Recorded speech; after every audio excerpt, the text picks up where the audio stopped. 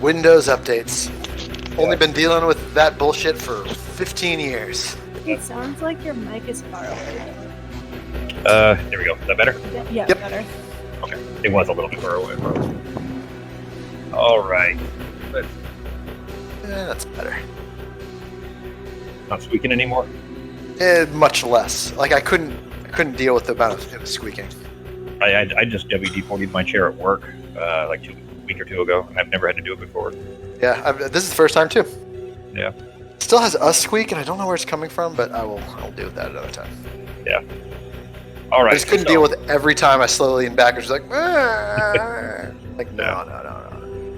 All right. So where we left off, all of you with Olowin and Launder, the Oregon elf, are in the basement of Olowin and Ramanath's house, near the hole to go into the floor there, and that's where we left off. So what would you guys like to do? She can fly down the hole. She kind of turns and looks at you. She says, "I mean, yeah, I wasn't Oh. intending." All right, so you can fly down this hole. Let's see. Do you mind? That's how I came up. I figured that would be the best way down. I mean, you can probably just carry me. I'm a tiny little guy, right? She's gonna smirk. I'll give you a nice hug. I No think you- charge for a hug from me. She says, "I think you can use the rope." I mean, I can. You can also. It's not really just maybe not. Fine, that's all right. That's fine. I'll use a rope. I'm still learning how to use all of this. And she kind of lifts herself up at 6 inches and then back down. All right. That's fair. That's a fair thing there. All right. Launder, he's been dragging a leg. Like he's got a pretty severe limp that you've ever seen before. He's kind of eyeing, like turning his head to the side a little bit and eyeing the hole there, like he's trying to figure out the logistics of how he's going to get down it. Don't touch the crap, the red shit, everybody. Don't touch it. He kind of chuff a little bit. He says, "Yeah, I'm aware."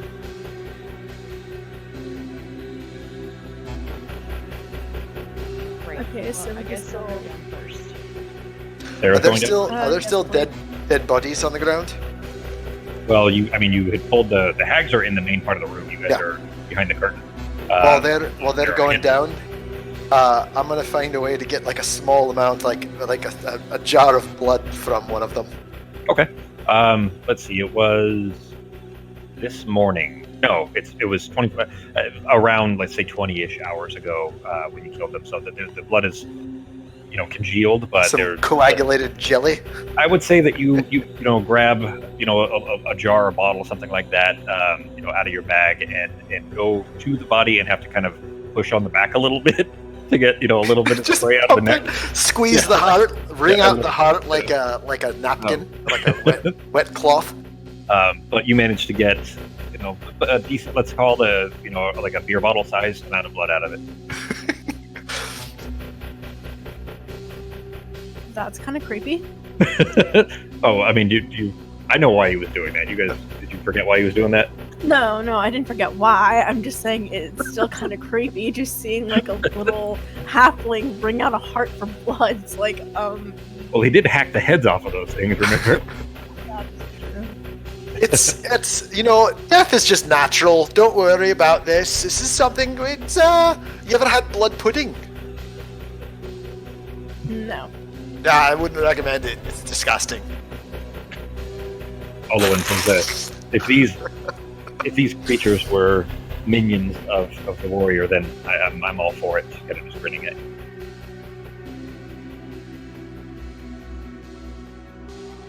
All right. What's the plan? What are we doing? I'll go down last. Well, since I'm wringing out, I'm gonna wash my hands after I wring out all this blood. I'll go down first so I can use feather balls and new balls. Okay. I'll follow Sarah. And I'm using the broom again. Okay. All right. Then, I mean, it is quite a ways down. It's not a straight shot, but just like last time. I'd say that you can have it roll it with advantage this time just because you've already done it successfully. But you go ahead and give me your check for your nervousness about going through heights like that. Wisdom, right? Yeah, it was wisdom. Yeah, wisdom save, sorry. Nope, check. Hey, it's fine. Doesn't matter. I mean, the result will be, I think you're proficient anyway. No, you're proficient in charisma. But it's a natural 20 anyway, so we can still roll with the advantage. So you sail your way down the hole. It is very dark until you get halfway or so, and then you can see some of the light coming in from the bottom where that kind of elbow is. And you make your way down there smoothly. Come on, Harold. You can unplug a switch. Come on, buddy. Move. He likes going under the desk, and there's a power cord under there that he likes to. Well, he likes to lay on the floor there, and that power cord is the switch that would drop the computer off, or this computer off the network. So, anyway, you make your way down to the bottom though, and out through the base, able to see, kind of looking around there. Are you just gonna stand at the bottom of the hole to try to keep an eye for anyone falling? Okay. Yes, I've got a view. Okay. Arteme, then you're gonna grab onto the rope and start working your way down. Okay. Then you grab onto the you guys pulled it back up, right? But we'll just assume you left it all tied, didn't you? No, I think we did, because I was going to take it off, and they're like, well, if we're coming back, there's no... Yeah. That's right. Okay. Tied together Okay. and putting in the bag. Oh, yeah, Oh, so that's I would right, retie it as Sarah goes down. Yeah, I'd retie it to the rope. Okay. All right, then give me a sleight of hand check for the wrong tie. Yep. Fingers crossed, it comes loose and people start falling to the bottom. Right, that's good enough. Wow. No, that's for you. That's a good roll. Yeah. For a fox. You secure it to the pillar inside the basement. There, it seems solid. It seems pretty secure. And you make your way to the edge and start to lower yourself down. Norak Launder is standing beside you, and he gives you kind of a sidelong look. He says, "I think you made it down there, right?" Yeah. He was asking Norak. Oh. Yeah. Yeah, sorry, I'm outside, so I didn't want to be loud. I say, yeah, barely. But, yep. He looks down at his hands, and you notice, that his hands are obviously very furry. He says, "I'm a little cautious about this. I mean, I wasn't expecting it to climb down something, and I got to say, I haven't done it since this game. I don't know if I'm going to have enough friction to hold onto this rope." I don't want to be a Debbie Downer, but if climbing down that rope is like the hardest part of your day, we're in pretty good shape. He Just say chuckles, but it's a very nervous chuckle. He seems very uncomfortable with this, and that he's afraid that the fur on his hands is going to slip. Is what's going to happen as he's describing it. But Arteme, you from the top of the rope begin to lower yourself down. Go ahead and give me an athletics check. In fact, actually, give me one. We're going to roll two total. Okay. You make it down pretty carefully, hand over hand, until you're about halfway. Go ahead and give me the next one. We'll just do two each for the distance. Okay. Yeah, you managed to make your way to the bottom. Sarah, you see her deftly, just using upper body strength, pull her way down towards the bottom, without much difficulty whatsoever. Both Sarah and Arteme, give me. Well, you know what? What are you guys doing now that you got to the bottom? Are you doing you can't both be in the way there? Sarah's I'm gonna move completely out of the way so that Sarah can catch anybody else. Okay. Then, as you step out into the cavernous area, give me a memory check.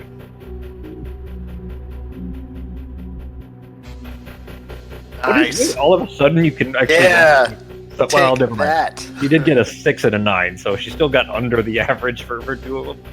But at least she's rolling better, a little better now. We'll see how long that lasts. Not long, like last time. Probably. Something definitely seems a little off, and you're not quite able to pinpoint it at first. Something doesn't seem exactly as you left it.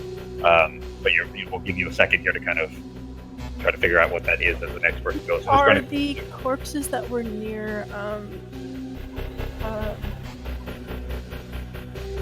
Karen, think of What? her name. We Where just Olwen said was? it. In the corner? Olwen was, yeah. Yeah, they're still there. In fact, you see all of you notice that when you look around, all of your guys' footprints are all over the place.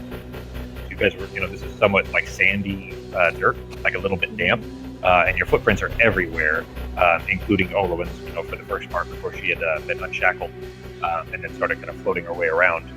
But basically, you guys have footprints everywhere, but there's something that seems off about this. And you're struggling to picture why. It's taken you a minute, and narratively we'll just handle that as the next person is trying to come down. So who was coming down after Arteme?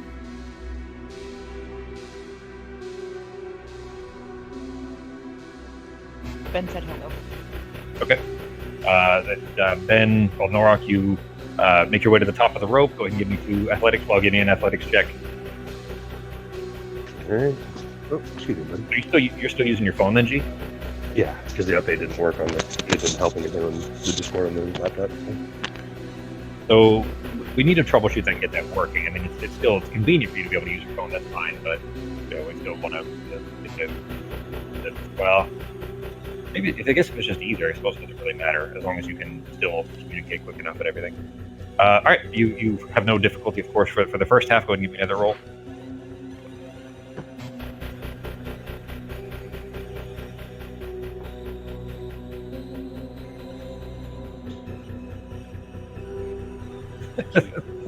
Okay, yeah, you make your way to the bottom, and you kind of, same as last time, you have to kind of lay down flat and shimmy your way out of the bottom part of the tunnel just because it's too narrow.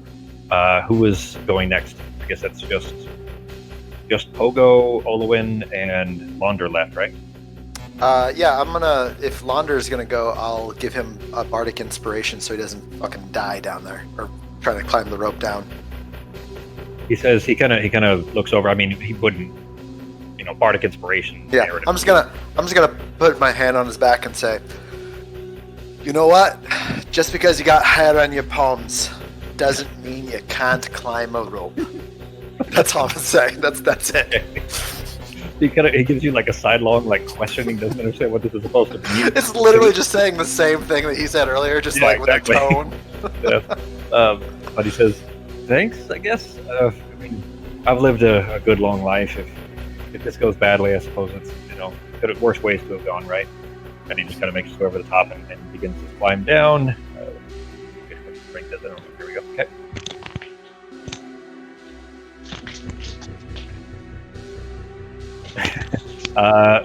He grabs onto the rope and starts to make his way down and makes it maybe 10 feet. And Pogo, you hear a yelp, like a dog yelp, and he immediately starts plummeting, catches back on.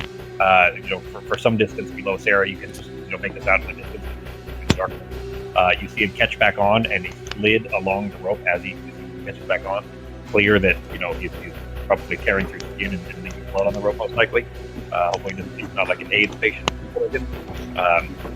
But catches back on, and you see him begin to lower himself more carefully down a little bit further until he makes it about probably 30 feet up or so, Sarah, and flips again.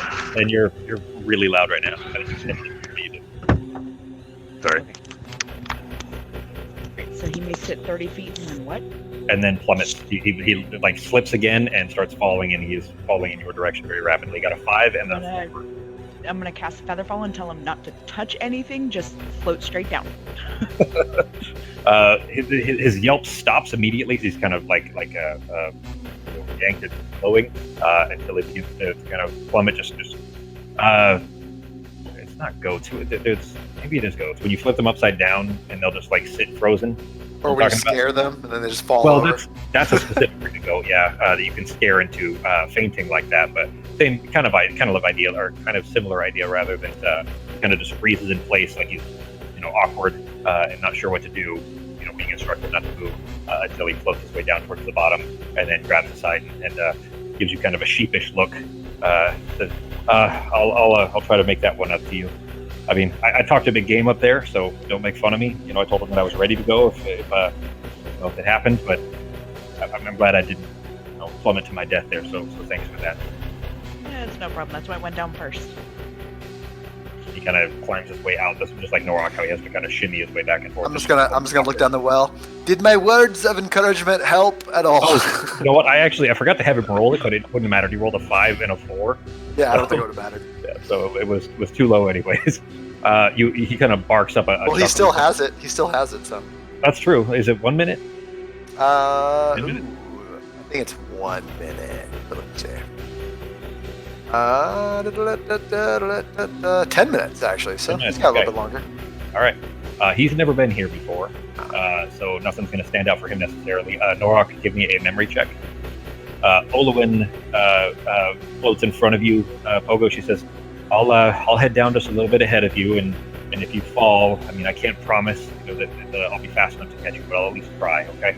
All right, and I'll try to keep the pointy parts of these away from you. She chuckles and starts floating, or floats over to the hole, and then just slowly starts descending, very like horror movie-esque almost, like she's sinking into water, just not moving, but just slowly sinking directly down in through the hole. You got a 3, G, so yeah, nothing stands out as awkward to you. Arteme, you're still looking around. Give me a perception check on Arteme. And then Pogo. Okay. Shit. Arteme's gonna ruin all the fun by rolling well all of a sudden. I'm gonna give you guys the map here. Pogo, let's see. Kara's still in here, so let's do this. Everybody else has made their way down. I'm gonna share you guys the map. And it's gonna be obvious, what is different here. With that perception check, Arteme, there's a stalagmite that was not there that all of a sudden is kind of filling part of this chamber here. It makes the lighting a little bit different because it's blocking something like this that otherwise, this chamber looks a little different because the lighting is so different now. Is that map not loading for everybody? It's not. I see our tokens. Yeah, that's it. Okay, we'll give it a second. Sometimes it takes a second to load, but I think I have probably too much files that are trying to use a 32-bit memory restriction limitation. Stupid 32-bit memory restriction. Yeah, that's one of the other things that'll be, if we did try Fantasy or Foundry rather, and it works well. It's all browser based, but it's a much more modern program. Although the Fantasy Grounds Unity, which I did, I already bought all of it. I already put the Fantasy Grounds upgrade that I was talking about like 6 months ago. I bought all of it already, anyways. It's just still in beta, so I'm going to try to go avoid YouTube because I don't want to crash the game. And it removes that limitation as well. This week, 4-bit program instead of 32. So memory limitation is removed. You do a lot of research on these. I just poke around and I'm like, no, and then I just stop using something. Well, I mean, I tried it for 14 minutes and I didn't like it. That's part of it. Yeah, you get By the way, super fast. that's why I don't use Spotify. Yeah, Spotify either, but Tried it for 15 minutes. I don't like the interface. That's it. Never yeah, again. I don't like. Yeah. Well, yeah, if you don't like the interface and it's hard to get used to, yeah, I can see why. But sometimes they improve the interface and it's good to go back. We're a Pandora family. Pandora, that's the thing. doesn't exist here. Aww. Yeah. It's really the same It's shit. US only. USA! That's a weird model, by the way. You'd have to use like a VPN just to get Pandora there. Yeah, and I don't use Country. Spotify either, but yeah. Yeah. No, they're coming out with it in different countries, but it's just like a ton of bylaws and stuff because like a ton of yeah. Oh, Copyright laws too probably is why they that'd be don't. cool. Just like how Netflix has like a version for every country. Yeah, that makes sense. Yeah, when you first said that you like coming out with it, like it's the internet doesn't exist across borders or something like that. The way I get what you mean, obviously, I just hadn't thought of it from the licensing standpoint, whatever copyright legalities there are that prevent them otherwise. I'm still trying to figure out why Japanese porn is blurred out. That still confuses me. That's a cultural thing. That's not a legal thing. Is it though? I'm pretty I sure. feel like it would be a weird legal. It's just that's a strange thing to me. I'm pretty sure Japan has some weird shit. Yeah, they do. Okay, don't get me wrong. I like a lot of stuff that comes out of Japan, but I don't fucking understand anime at all. I just don't get.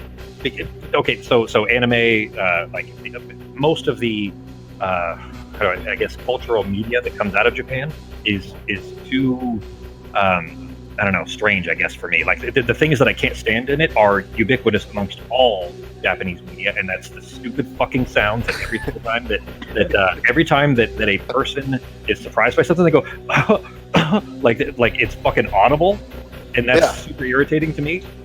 But the people, I mean, that's not something that anybody actually does. Like it'd be one thing if it was, people actually spoke that way. If it was a cultural thing where somebody would choke every time they're surprised slightly. Then that would make some sense, but it's only in the media. It's in every JRPG. It's in fucking any anime, any goddamn, what's the word for their comic book things? Manga. Manga. Sorry. I can't. I don't know. That stuff. It's not in all of them. Yeah, calm down there, racist Jeremy. We're not trying to get into a battle in Japan. We've already done this game. That was. We don't need to do take Sorry, two. I like anime and manga. Some of them are really annoying. I'll say that, but they're not all the same. Don't. That's totally fair. That's totally fair. Obviously, I haven't seen all of it, but it just, I guess the ones that I have, I can't get past that. That's too annoying to me. That the much that I would like to appreciate others, like even the fucking Final Fantasy VII remake that just came out a couple weeks ago, I can't fucking stand it because every third. That's sad. voice- I haven't played it. It's fucking obnoxious. Like it's literally every third voiced line where it's actually voiced. Like they literally paid a voice actor to go, like just fucking stupid sound. No goddamn reason. It's nonstop. It's utterly infuriating. Like if I played it with the Japanese voices, it probably wouldn't be so bad because the American voice acting is really bad, and that's always a pet peeve of mine in any game. But like if they just didn't, if I could just remove that, if there was a button to turn that off, I could probably appreciate it. And it sucks because I really want to actually like it. Anyway, enough ranting. So at the bottom here, Arteme, it stands out to you all of a sudden that there's a stalagmite. It looks just like a stalagmite. It's just a big stone pillar coming up from the ground that was not there previously. I still Pogo- don't have a map, by the way. Oh shit. Let me Yeah, it's not do loaded. this. Yeah, it hasn't loaded for the other one either, actually. Map itself isn't very big, but I probably just have too many other files. Give me just 1 sec, guys. Sure. I'm going to close it on this side. I'm going to try to avoid having to close Fantasy Grounds and reopen it, but I'm going to delete some other files out of there. I don't know if that'll free up enough memory or not. If we got to restart, just let us know. Yeah, if I need to, I'll close Fantasy Grounds and bring it back up. But I'm going to watch the memory usage real quick. 1.6 gigs. It should be like it's 4 gigs the limit for 32-bit, and it's not anywhere near it, so that shouldn't be the problem. But see if it'll dynamically go down as I delete the files here.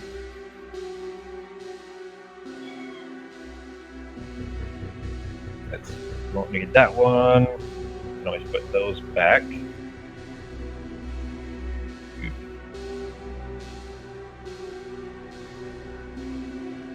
I do have a bunch of maps in here that I could have cleared out ahead of time that I just didn't.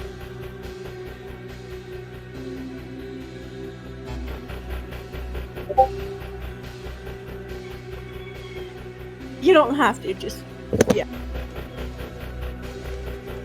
That has to be one of my favorite ones. It's called Yu Yu Hakusho. Yeah. Ghost Files. Ghost Files. That's what that translates to. Loose translation is Ghost Files. Yes. The Oh, I specific forgot you translation is sad, sad, very sad, ghost lady, no. I don't know what the actual translation is, but yeah. That's probably close enough. I like all the anime that's like very Americanized RPG type anime or futuristic RPG type anime that makes you feel like you're like a video game concept that they just put into cartoon form. Well, they did turn this into a video game, but yeah. I fucking can't stand anime that's just like drama. Like it's just straight drama. I can't like real life, nothing extreme about it, nothing crazy, and it's just like a soap opera that's an anime. I haven't been able to handle a single one of those. So this isn't a soap opera. It has a story. It has character progression. It's actually kind of. The only the one that last- I ever watched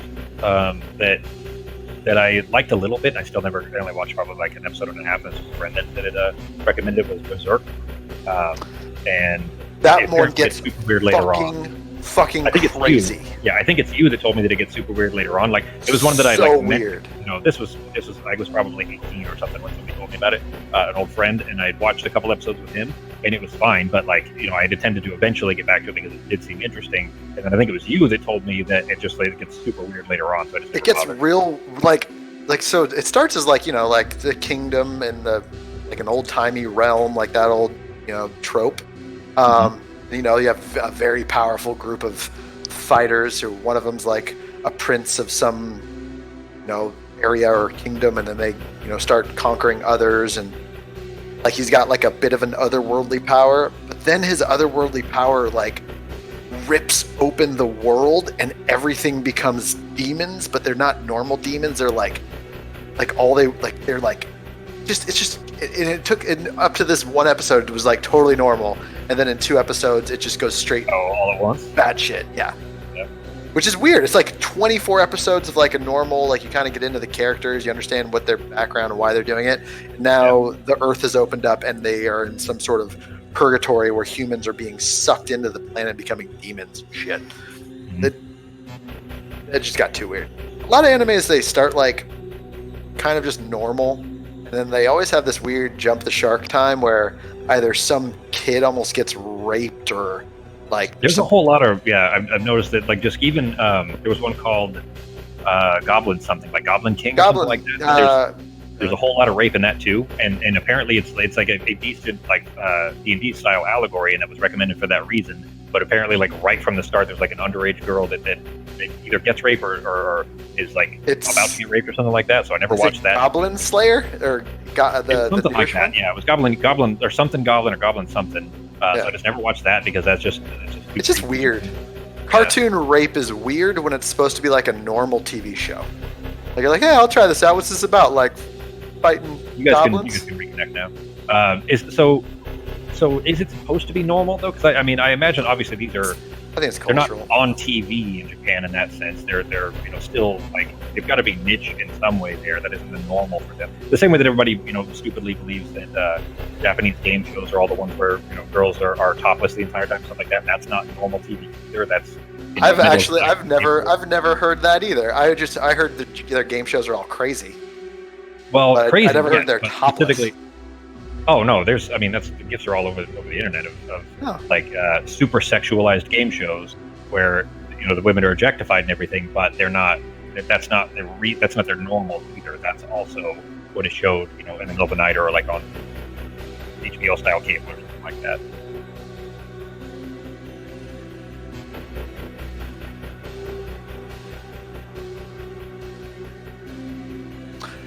What's everyone else's opinion on anime rape?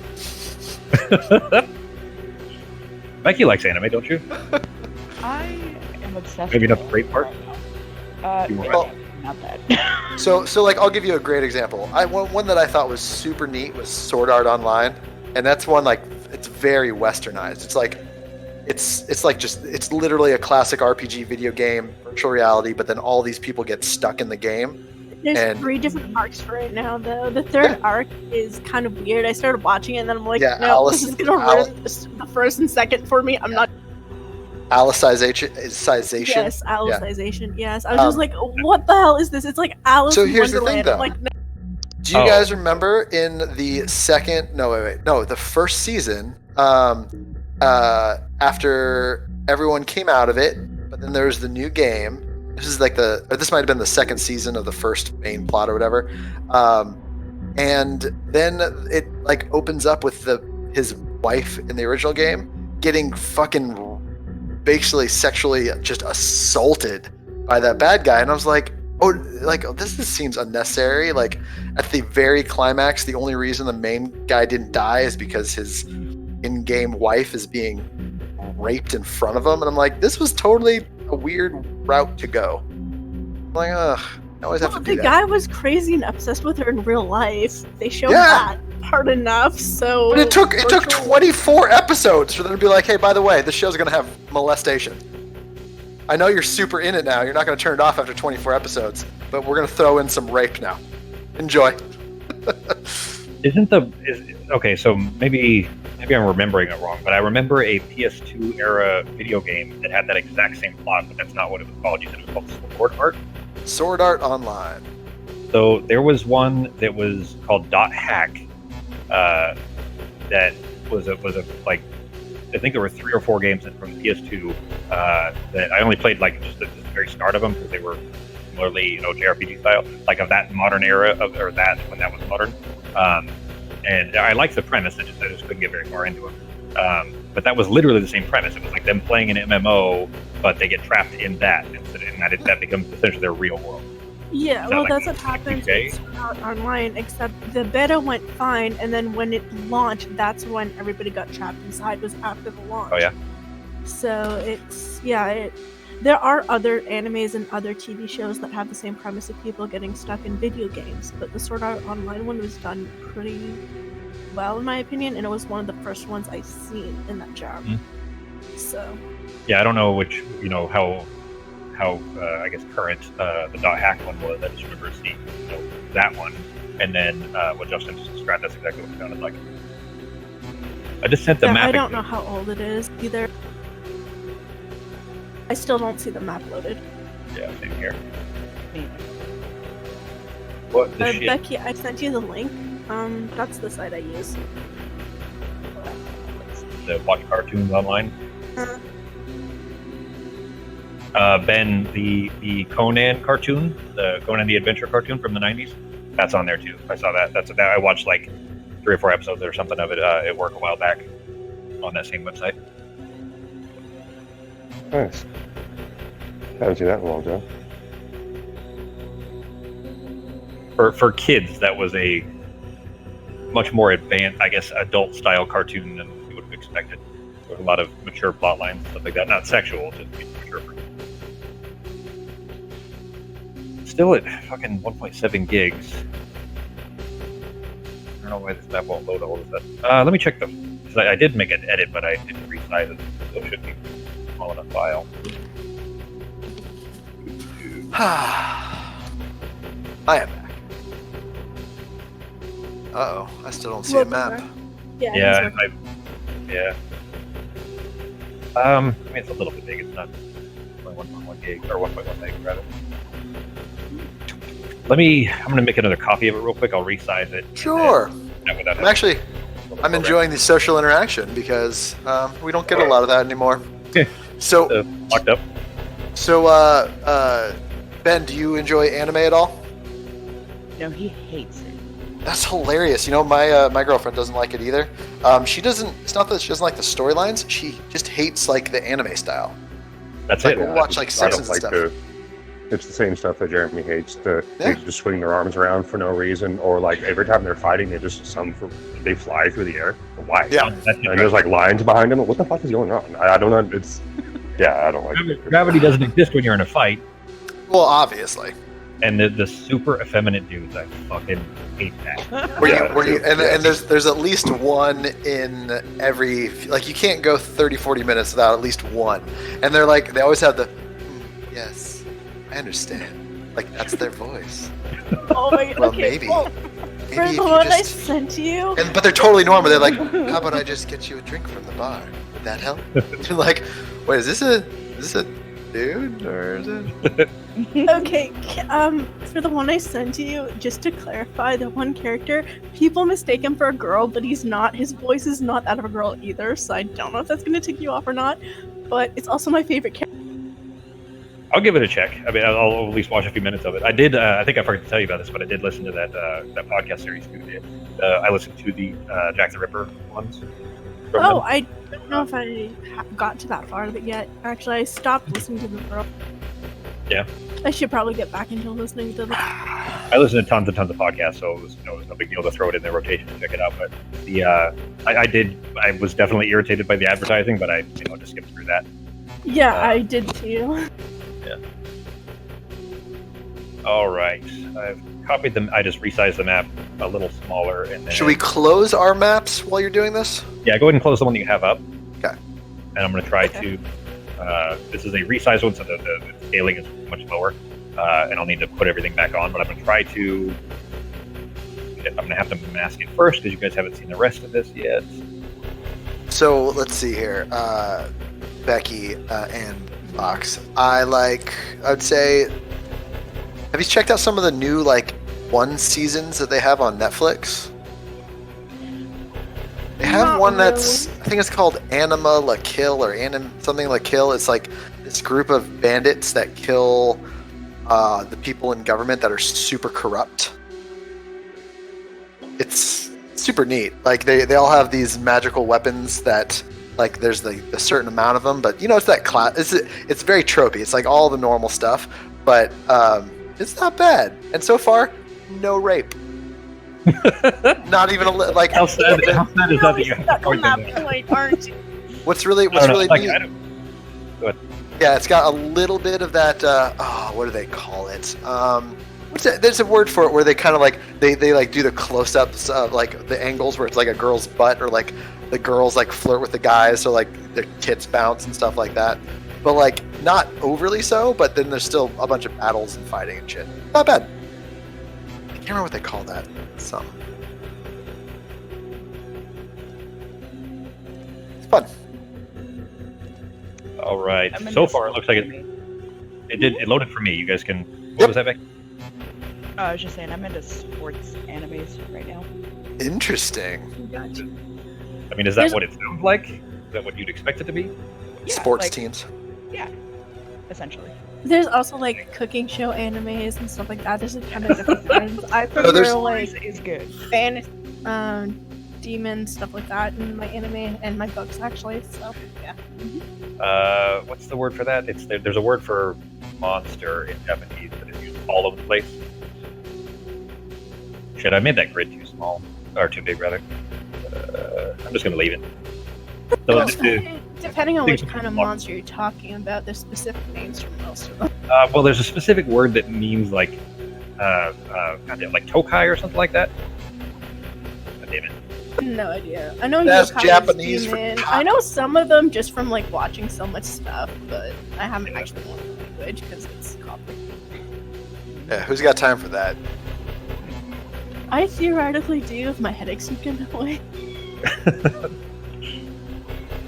All right, so finally, with this here, they get this stalagmite back in the way, and they finish one more thing. The scaling is totally off, but I just don't want to waste time fixing it because it's already, we've already wasted a bunch of time here getting this all set back up. So, Do you want me to roll athletics to actually get down? I'm still at the top of yes, the. yeah, sorry, roll your athletics checks.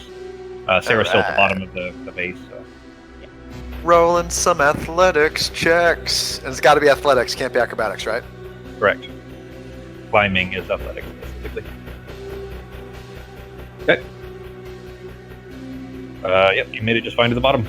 What was yours for, dude? Fuck yeah! You already did yours. Whew. Oh, I that can- climb was scary every time, isn't it? Were you trying to talk out loud, Ben, or were you talking to Becky? Because you tried to. I saw your roll, but I don't know what it was for. Sorry, I misunderstood. I thought I had to roll into. Oh, gotcha. Okay. Can't wait. So, everybody at the base there, Arteme, I'm going to flip over and load it down in the back, so it's just back here. You realize that stalagmite does not belong there. What are you doing? What's everybody doing? You've popped out. Arteme is kind of staring at a rock that was not there. I'm gonna get my shield ready, and I'm gonna pull my sword out, and I'm gonna hold vicious mockery in case something comes out and attacks us, and I'm gonna start Okay. creeping forward into this area where we're headed. Okay. You hear Launder start to growl next to you, Arteme, as you're approaching the rock there. Do we hear it? over- Do we hear him? Do I hear him growl? Yeah, you walk right in front of his claws, and you hear him growling right behind you. Jimmy's talking to him. Well, boy. I'm not Sorry. focused on my staff. Okay. If you'd have to be close. You'd have to be real close to do that. No, I'm gonna Staff poke is it with the tip of my staff, like. Yeah, but your from staff my is body. like 5.5 feet tall, and you're 15 feet away. What are you? Okay, I'm gonna go to the max range that I could go with staying away from it while poking with my staff. What you It's doing? going to be melee range. Is what I'm saying. That's literally going to be I there. could just toss a firebolt at it. What are you? I would say that if you lean forward, like as far as you can, and poke it with the tip, you could be right there. What are you guys looking? What's happening? Pogo, give me a perception check for looking out on the water there.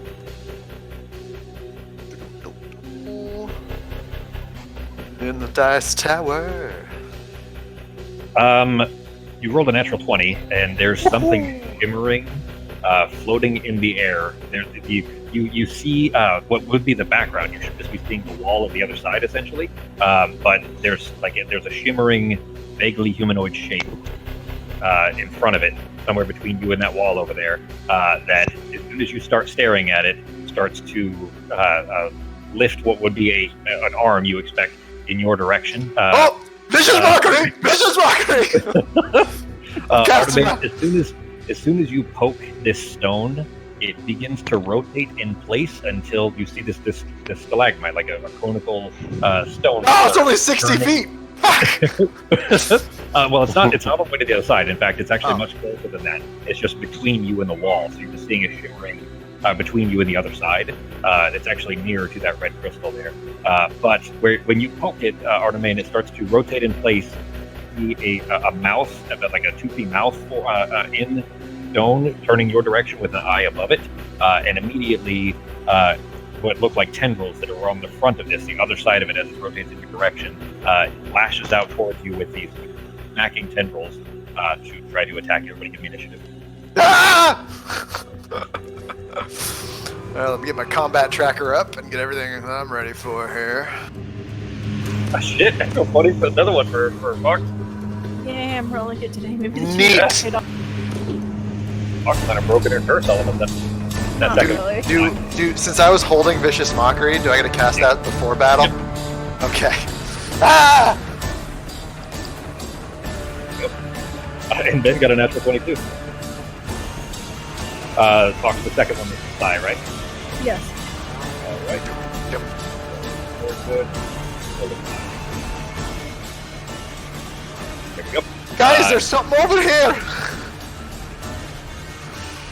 There's something, as they all see this, as Artemis pokes the rock as well, a vaguely worm-like shape that is sticking up from the ground. As it rotated around, you can see this kind of mouth with an eye, well, multiple eyes above it, and tendrils snaking off sort of here, right there. And in the shape, in the space near Pogo, go ahead and give me your, I'm just going to go and reveal it anyways. You'll see what it is as soon as it starts to make its attack on you. It begins to become visible. Go ahead and give me your vicious mockery roll against the Illithid. All right. Ooh, wow, I have definitely forgotten how this works. 3 weeks is a while. I've had calamari dishes that Okay. look better than you. So you rolled a natural 20 and a 7. You dropped a 7. Oh, hang on. No, sorry. Never mind. So your attack was a save. I thought you rolled a natural 20. It's his save. He got a natural 20 on the save. Oh, okay. Which means he does save against it. So what does it do on the save successfully? That's a good question. I think it's...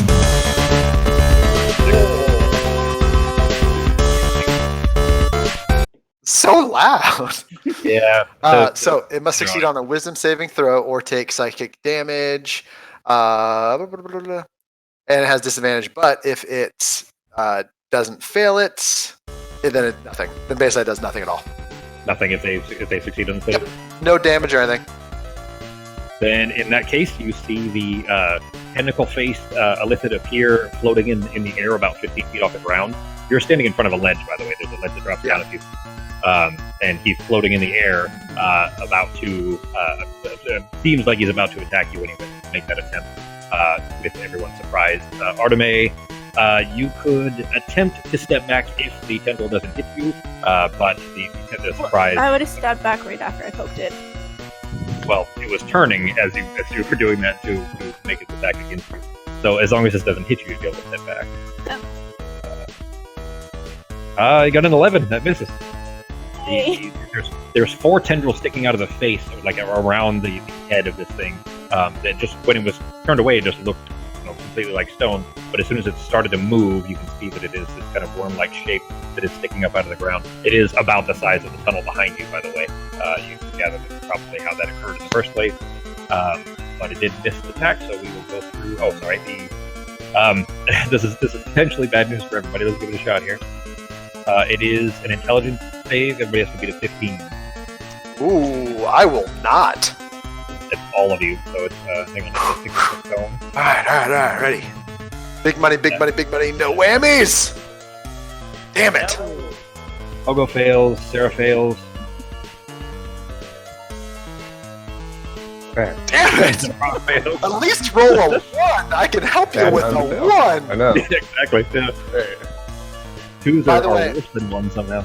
By the way, Hey, Launder still has his thing, so if he rolls shitty, he can use his. Well, that's actually why I'd asked how long it was, because if you guys got down here and this happened fast enough, then yeah, there was a possibility. Olwen fails, and Launder 2. This is one that is very hard not to whistle to Fox, so apologies in advance. He got a 21 total, so he'll still have it. He'll still have that Bardic Inspiration for now, at least. Justin, he's in the combat tracker. Would you put the effect on him so that I can, just so I remember it when it comes back up? Yeah. Let's see. Launder and Launder and Olwen, have you Olwen succeeded? Bardic Inspiration. So, Go. sorry, Arteme and Olwen, and Launder.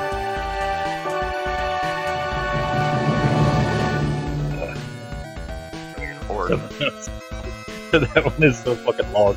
Yeah. Sorry, so Arteme and Launder, rather, are the only two that succeed. The rest of you, the illicit that appears in front of you holds one hand out, and you can Pogo, you have this the briefest moment of recognition of this. There's a small kind of swirling appearance in the center of his forehead before all of you are blasted with this psychic assault. All of you that did not succeed, so basically everybody except for Arteme, are immediately have to slam your hands to your ears, dropping whatever you would have had in your hands. And are take 4d8 plus 4. Oh shit! Yeah. My shield! Just got it! And now it's got dirt and scuff marks on it. Oh, damn it! 24 damage to everybody. Except for, I think it's half on save. No, it's nothing on a save, so nothing to Arteme. But worse than that, all of you that were hit by that are frozen in place. Cool. So Arteme, you see Norok, Sarah, and Pogo drop these. Oh, and Olwen actually drop their equipment to the ground in front of them, and are hands frozen to their ears and like shivering in place, not moving. And the sound itself is actually just in our heads. It's not like it's There's out. nothing audible. Yeah. Yeah. Maybe a squiddy, awkward sound, but that's it. So did I get it? Someone kill that fucking I- fish squid man! I didn't roll for Fox, so if you would go ahead and give me just roll a flat d20, and hers is a 6. I don't know that she even could succeed because she has a 3 intelligence. So for her save would be, the modifier would be what, -4? Yeah, it'd be -4. So 13 minus, yeah, she definitely. Side disappears in a puff of little greenish smoke. You can always resummon her. She's not dead. She's back in the Feywild. But all of you that failed, let me grab the stone. Sorry, guys. I would have had all this prepared, except that when I had to restart the fantasy grounds, rather, all my stuff that I had uploaded. Don't trip. Would this fall under lesser restorations conditions that can be filled? You looking around, you feel like you probably could. That said, they don't look like they're they don't look like they're paralyzed as much as they're like stunned, just temporarily stunned. Like you might be able to shake them away, shake them out of it. Well, Sarah's closer, so I'm gonna try and shake her. Okay. I need a second look here. It is stunned for 1 minute. Okay, I just had to find which there, and it's done. Okay. I was pretty sure it was stunned, but I had to make sure it was the right effect before I drop it on everybody. They all have their own little. Norok. And Pogo. And Olwen. Alright. There we go. So just Launder and Arteme are free to move. Sarah, it would be your turn. You rolled highest, but you are frozen in place. You do get to re-roll the chance to break out of the stun. It's that same intelligence save at the end of each of your turns. So you can try to roll it now to see if you can break out of it. It is the end of your turn, but you can try to break out of it. Nope. Nope. It's Artemis' turn. Was it supposed to feel like that? Because it's saying they're stunned by Seraphina. It's because it was her turn in the combat tracker. Yeah, never mind. Gotcha. It doesn't matter. It's still the same effect. Yeah. Yeah, It's no, I'm just curious. Okay, that's fine. I'm going to use Ice Knife on the elephant. Okay.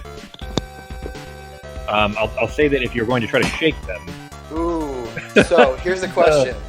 If I'm No, you're stunned. You incapacitated- have to use a reaction to do it. That's right. So I can't even help. Yeah. I'll say that you could use your bonus action though, same with you would like an offhand attack. So left hand trying to shake somebody awake. If you Yeah, I'm gonna try and shake Sarah. You send your ice knife in his direction, and it sails past him and smacks into the wall before exploding on the far side. Thanks for not having it hit me, but appreciate that. Yeah, I suppose I could have. But she is quite a bit taller than you. You've already said it. No, I did. That's fair. But she would have. Remember, he's floating up above, so I mean, her aim would have had to been. Right. She would have had to been aiming for you. Ooh. As much as you've made her mad before, that wouldn't have surprised me if she tried that. But it makes sense for it to have sailed over your head. All right, so give me a.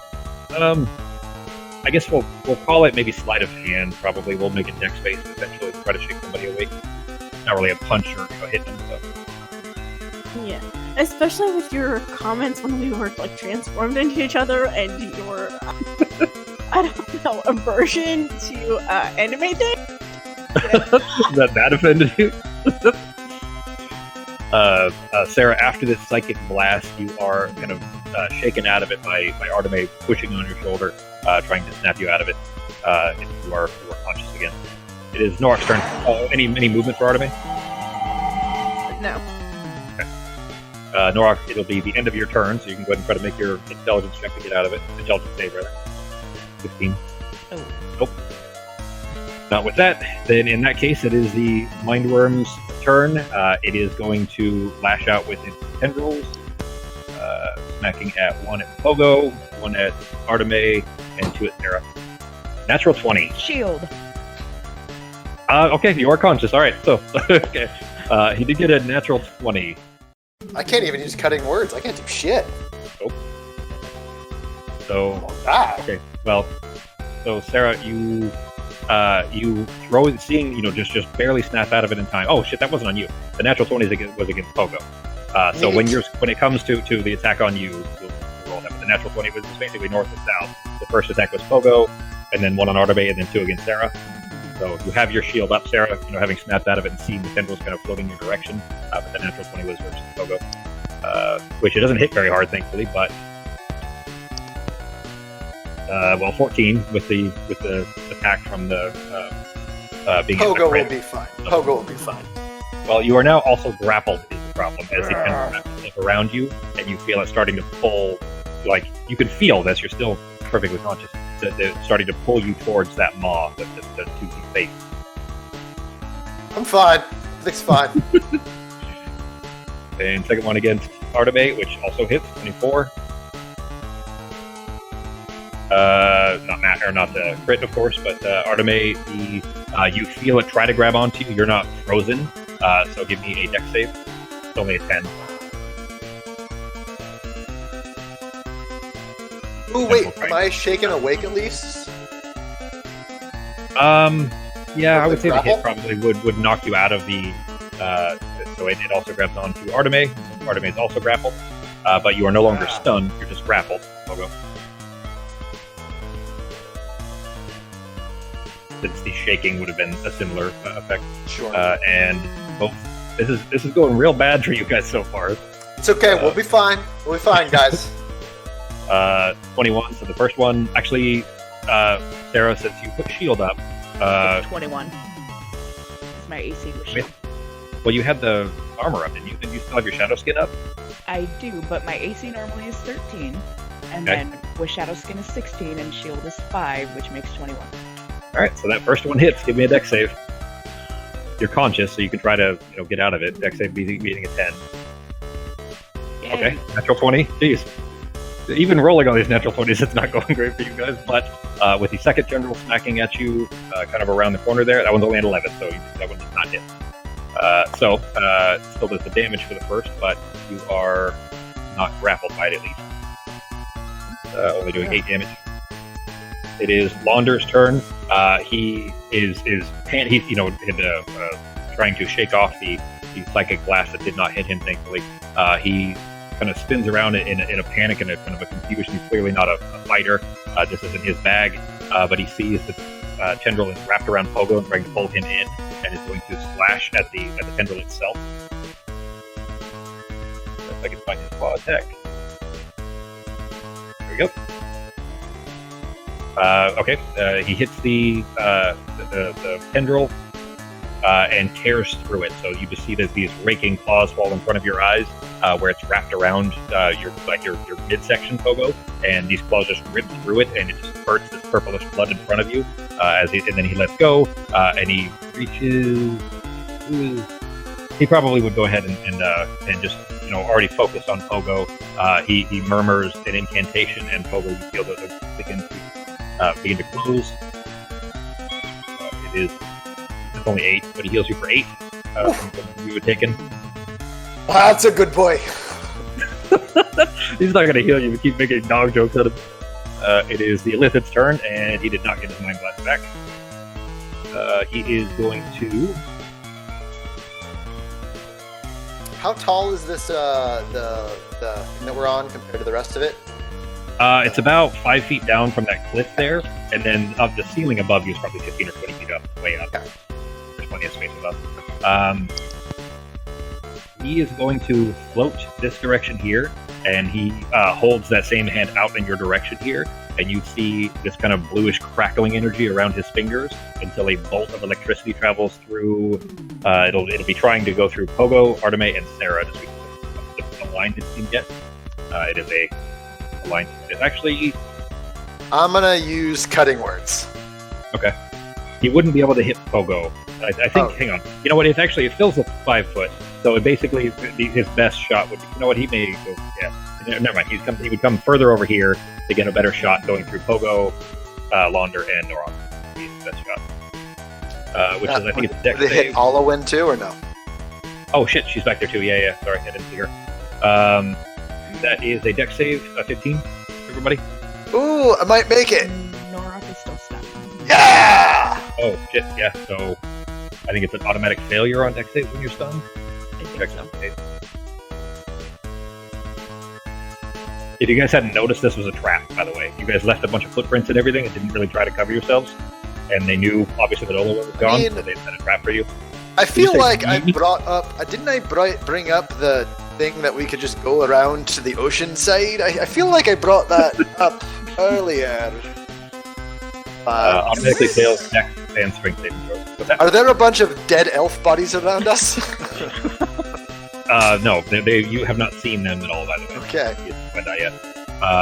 Pogo, you do manage to leap out of the way just in time. You still feel it crackling over your back. There's still hurt from it, but you the half damage for you. Okay. For Launder and Olowin. And then Norok will automatically fail, obviously. Launder's okay, so he'll be half damage. There we go. So you got a 2.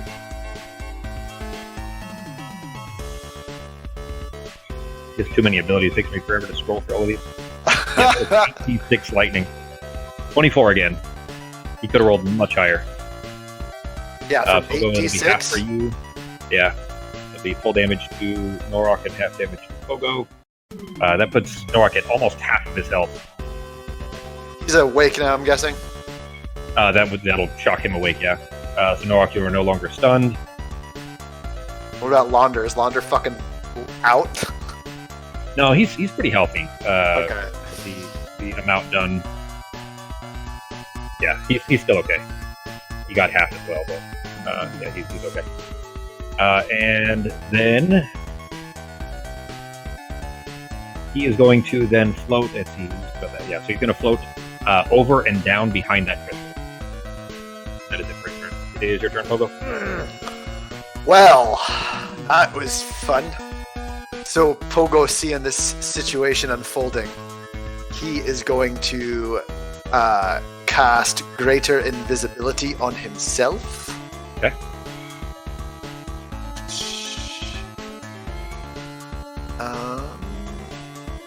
Wait, I gotta double check something actually, because that's a concentration spell. Make sure that I can do what I need to fucking do.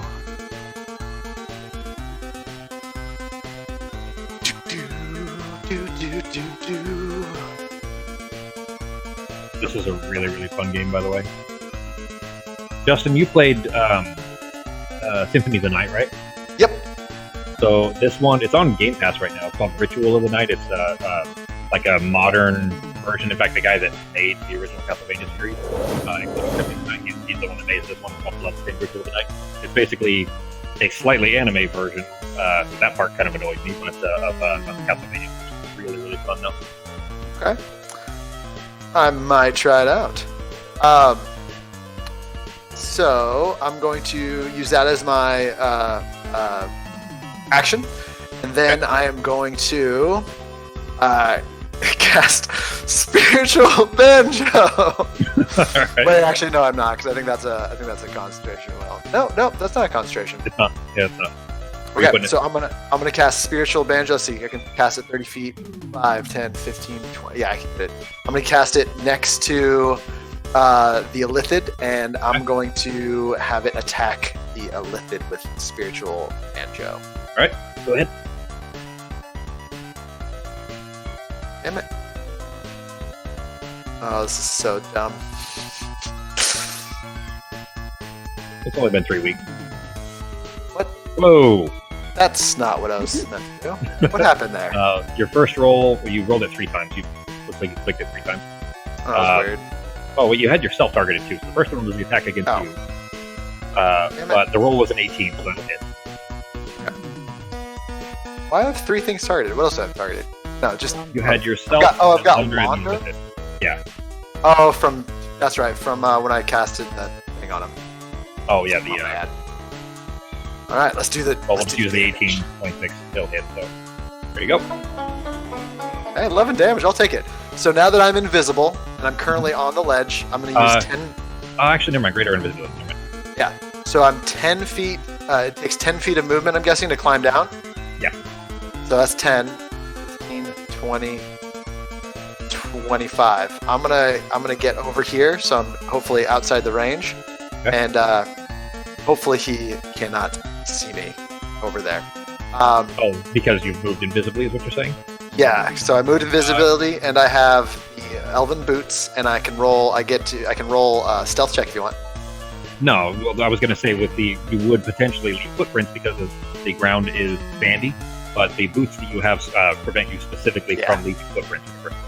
So if you're invisible and not leaving footprints, I'll just say that there's other ways. Squids to sense. smell? Well, there's other ways of sensing the location Yeah. of a creature potentially, but as far as visibly, you would not be noticeable by that. So All right, and feel pretty that's confident it. you are out of its potential view. I mean, I was invisible when we dug that fucking hole, and then dickhead just grabbed the back of my dumb head. So Well, that was a little different. That was a tiny my- hole where this is it was my obvious best someone was case of slugging option. through. all right, and then And I'm that gonna wasn't another video. That was a guy with the ability to see through magic. yeah, and then I'm gonna end Just my turn on. I'm gonna end my turn on that.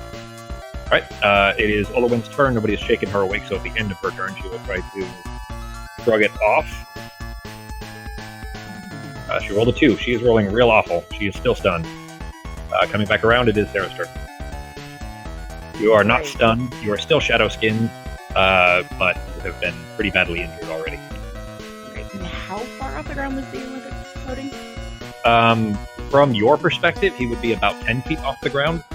If you were down below, he'd be about 15 feet off the ground where Kogo is. He's just behind the...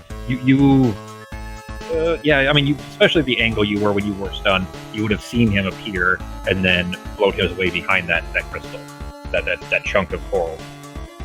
I keep saying crystal, that's because of the icon I used is a crystal icon, but it's actually just a big chunk of coral. It's pretty tall. And the other thing, is it on the ground? It is out of the ground. It's a worm that is sticking up out of the ground.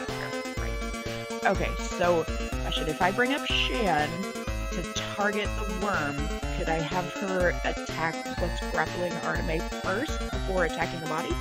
Since it's still It's technically all part the of same thing? creature. Yeah, it's all the same creature. It's just the parts of it. So, it would be the same as told Shan to, bite something's leg or its, arm or something. It's still the same thing. It's not a separate individual creature. So, yeah, that would be fine. Okay, then that will be my bonus. All right. Put her in the combat tracker. There you go. And she is green, so go ahead and place her. there, interposing herself between Artemis and the worm. Yeah, she's gonna try to bite through the thing that's grappling her. Okay. Well, when it's her turn, there's her thing. Worm versus demon dog. Who will win tonight on pay-per-view? Alright, so she's got a 12 so there. Alright. That was your bonus action? Or your action, rather? Yeah, so bonus action. And Okay. then he's too far away, so we are going to... And she's within 5 feet, so he gets disadvantage. And is it kind of dark in here? Yeah, you're good. I mean, you're in shadow, if that's what you mean. It's not dark, but you are in the shadow. Oh shit, that's a bonus There's a action. ceiling above you. Alright, never mind. Okay, I'm a Vitrolic Sphere. Why not? Okay. Does that have a blast radius? Oh shit. Damn it, maybe. Fuck, yes it does. Never mind. Okay. Well, you already rolled it, so it's a bit late for that. Alright, But he it's a did fail. 20-foot radius. Can I get it to where it doesn't hit at least Artemis? You can, if you did that, it's going to hit you. You can't, arc it. Or it's not wanted, where you can arc a bullet. So to do that, to not hit Artemis, you would have to blast it against this wall right here, which means it would explode and hit you as well. Alright, well I still have 5 feet on the move, man. Okay. It's been a while. You're fine. Yeah. I mean, 20-foot radius around him is this. Shit. So I mean, it's a pretty big area. It could rain down on Pogo as well on the other side. Well, I don't know where Pogo is. Yeah, It's true. I mean, he just went invisible, so it's going to hit Shan. You can avoid hitting anybody else potentially like that, as long as you don't roll to him. Actually, never mind. It's not an attack roll for you, but he did fail his save. He got a 7+2. Okay, well if he failed, then he takes 10 now. And then I believe on his turn he takes an additional 5? Yeah, I know. I remember it keeps ticking afterward. Here. Yeah, 5d4. 5d4. End of its yeah. next turn it takes. All right, so don't forget that that's there. Let me see if I have an effect for it so I can turn it off. I do not. Okay, so just remember that you did that, and then at the end of his turn, you'll tick again. Right. Oh, I forgot to add the damage to Shan. And Shan's dead. Well, Shane didn't have a save yet, so let me roll for her. She has 37 hit points, so she might survive. It was only 22. So, what was the dex save? I believe so. And what's your DC? She got an 8. Oh, yeah, that's Yeah. 22 damage to Shane as well. So you send a glowing, like almost glass-like sphere of this kind of fluorescent green acid that splashes over the worm and then rains down in the area surrounding you. The worm, rather. Pogo, give me a dex save with advantage on Pogo. You're far enough down below that not much of it would come in your direction. It's just a matter of how much of it would fall. Okay. I would say that you. That was my bad. No, that was a 4 and a 3. I didn't roll advantage correct. Oh. So that was Yeah. a 4 or Yeah, a 3 yep. plus 7. So well, I guess 11 then the total. Yeah. I'd say that you're going to take a quarter of the damage, only from the little bits of it like rain that are falling in your direction. And I have to roll for concentration to hold my concentration, or will this do it Yeah. itself? You will, yeah. No, well, it won't automatically fail, no. A quarter here, half down to 11, and then half again. So 6. So you have to beat a 10 on your concentration, or make a Constitution save, and you have to beat a 10. It's always 10 or the damage, whichever is higher. Okay, so you keep that. But you are at 48 damage now. Oh, geez, this is going real rough for you guys so far. Normally All right, Pogo would yell something witty back, but he doesn't want to give away his position. Just know that he's fucking steaming right now. Well, you heard glass shatter behind you, and then an explosion of rain of this acid that kind of splashes against the back of your head and over your shoulders. Yeah, I'm gritting my fucking teeth like. To not scream. Yeah. Alright, is that it for Sarah's turn? Yeah, that's action and bonus, and that's all my movement. It is Artemis' turn. You are still grappled, Artemis. Norak, you'll be up next. Okay. As bonus, I'm gonna use healers. Okay. Get your Kaloran token here. Alright, where are you putting her? I'll just put her on the map and move her wherever you'd like her to be.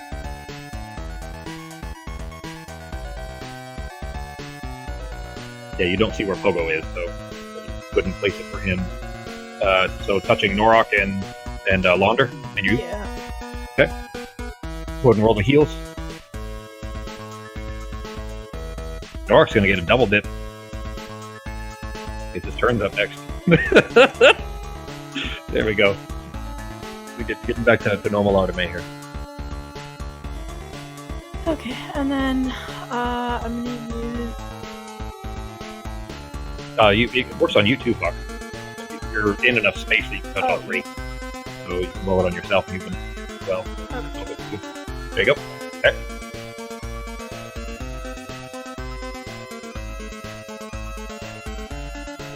Any actions?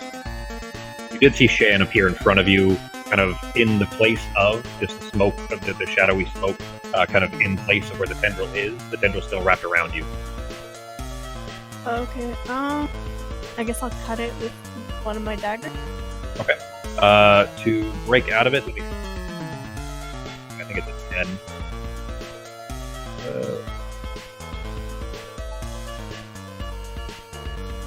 It's a DC of 15 escape. So a dex, make a dex save of 15. Or sorry, dex check rather, 15. Actually, or you can try to attack it. It does have an AC that you could try to cut it with a knife or anything of that sort. Well, that's what I said. I'd try and cut it with my dagger. Okay, go ahead. Just make an attack roll. Okay, that's easily will damage it anyways. Go ahead and roll. It's a D4. Do you have a dagger on your action tab? You do. Go ahead and roll the damage for the. Yeah, it's a D4 plus 2. You cut. You're trying to saw your way into this tendril that is kind of slowly starting to pull you towards it, and you cut about halfway through before time ends. I guess for your turn essentially. So I would resume it obviously with the on your next turn if it's still there. Okay. But if your turn. Yep. Okay. Then it is Norok's turn. I am still stunned, right? Nope. No, when you got electrocuted, it took you out of the stun. Hard to So stay you stunned when you wrong. get half murdered. Yeah, That- I guess like that you, does wake you up. yeah, like with this surprise attack, you are at half health basically. You have 92 total HPs and you have 47 right now. Those bastards. I just realized that Sarah, Arteme, and Norok all have 22 for their initiative. You all rolled the same. Yep. Okay, can I fit in between Arteme and Launder? Since I'm kind of in the corner over here. Yeah, I mean, it's gonna. I would say that that's gonna be the equivalent of hazard. It'll just take you, double movement to move through that. But you do have a Okay, heal. so that'll be- Yeah, Arteme how would what you? again. Oh, That's yeah. just going to be stealthy movement through them. But because you started touching the healing spirit, then you're going to get another small heal from that before you move. So hazard right away. And another one.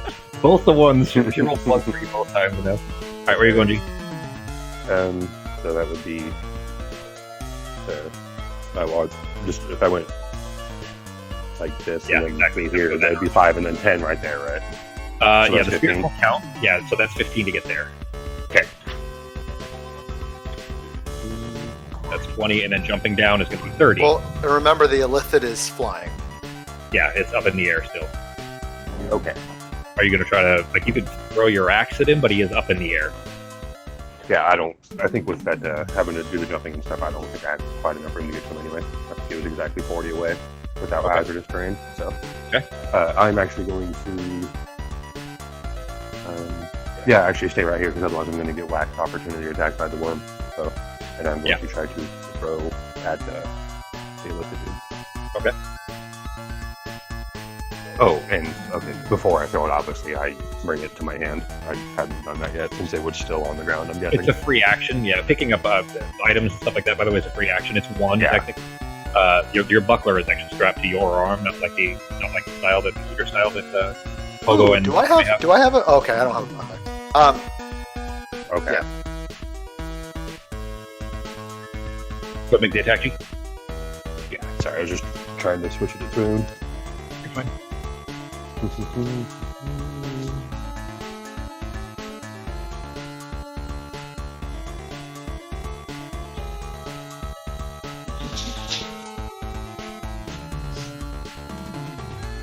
That hits.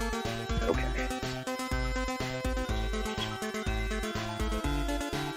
Okay, and I'm going to 58. Okay, so I'm going to use my Tribal Fury and add another dice to it. All right.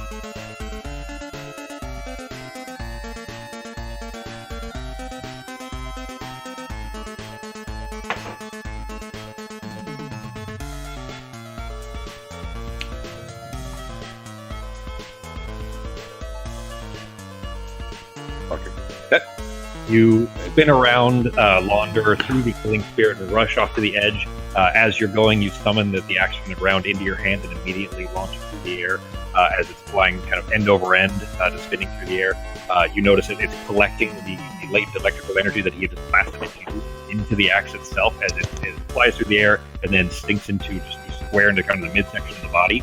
You see the body kind of shimmer and shake a little bit. It's clearly pain, like the tendrils begin to lay out in an anger and a frustration of kind of a psychic scream in your direction as the electrocution travels through him, and then you yank the axe right back out and summon it back to your hand.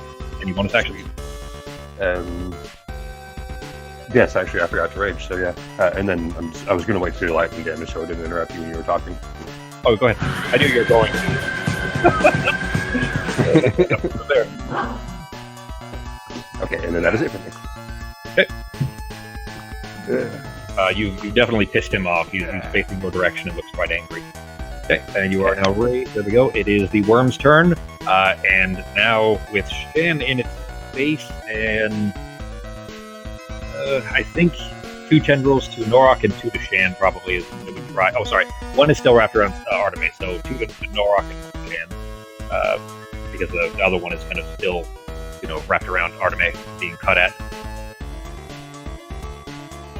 1, 2, which was a natural 1. So, Norok, the tendril slashes out in your direction just as you are yanking your axe back out of the ellipse and just spraying this kind of purplish shaker onto the ground. And as the axe is spinning end over end back towards your hand, you see a tendril flash out in front of you, and the axe just cuts square through it, and the end of the tendril just flops on the ground in front of you as you catch the axe and hold on to it. The effect off of the fumble effect was item broke, meaning it's a weapon was supposed to have broken. So, only makes sense for it to have cut the tendril in half as you grabbed it back. Sweet. With the second, we got a 12, so it missed with the second one. And then the attack at Shan. Rolled a 2 for a total of 10. Also misses. That is it for the Mighty Worm's turn. It is going to burrow. It begins to sink itself back into the ground. It kind of squirms its way, spiraling back down into the ground. Shan is going to get an opportunity attack. Norok get one? I guess technically he should. Yeah, I mean, you seeing the tendril, you can spin around and see that this worm is trying to retreat into the ground. Go ahead and make your attack. And Shan's also hits Becky. Good hit there. Well, the save. Hang on. I got a natural 20 on its save for the trying to pull it down. I was just trying to picture Shan trying to Shan just holding it up. Yeah, exactly. Holding it up out. You're not going anywhere, motherfucker. Instead of trying to pull it to the ground, to be trying to pull it out of the hole. Yeah. I mean, honestly, doesn't that kind of sound like what a dog would do, though? Yeah, of course. Yeah, like grabbing a gopher's tail and just trying to yank it out of the hole. Exactly. Yeah. That hits you. You already used your trap period, didn't you? You used it on the first attack. Or were you just marking it off? If you're talking to you, you're talking to you. Yeah, I was just marking it off because I forgot to do it before I don't want to forget. So. Gotcha. Go ahead and roll the damage.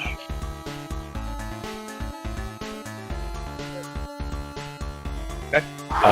Seeing this tendril as your axe had sunk back through it and knocked it off the ground, as soon as you re-grabbed it in your hand, you just spin in place, just rotating on your left foot and spinning in place as you bring the axe down, sinking into the kind of strong tightness kind of carapace around its face, just square into between a pair of the eyes of this thing, and then yank it free. There is a spray of this kind of similar dark, like purplish, almost black liquid that sprays out from it. Give me a dex save. Question about Shan's attack. So, since I originally wanted her to attack the tendril that was holding Arteme, would that be the opportunity attack that she took? No, the opportunity would still be against the part of the creature trying to retreat, I would say. Okay. Not necessarily just the tendril. I mean, she's coming up next, actually, so it'll be her turn for that actual one anyways. So from her opportunity attack, did you give me a dex save? From her opportunity attack, she bit into it as it was trying to retreat and got a mouthful of this seemingly acidic or poisonous material. It's only 2 damage. Didn't do much to her. She doesn't have a lot of hit points anyways. You dropped a natural 1, G, but you still take 2 damage from the splash of the poisonous blood. Okay, it is Shan's turn.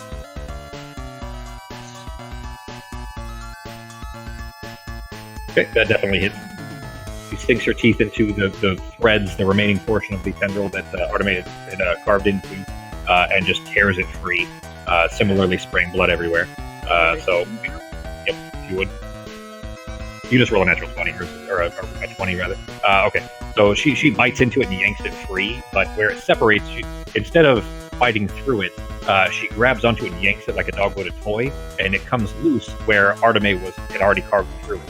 So the weak point, of course, being where she'd already carved halfway through, spraying the blood out like a hose in Arteme's direction. Arteme, give me a dex save, please.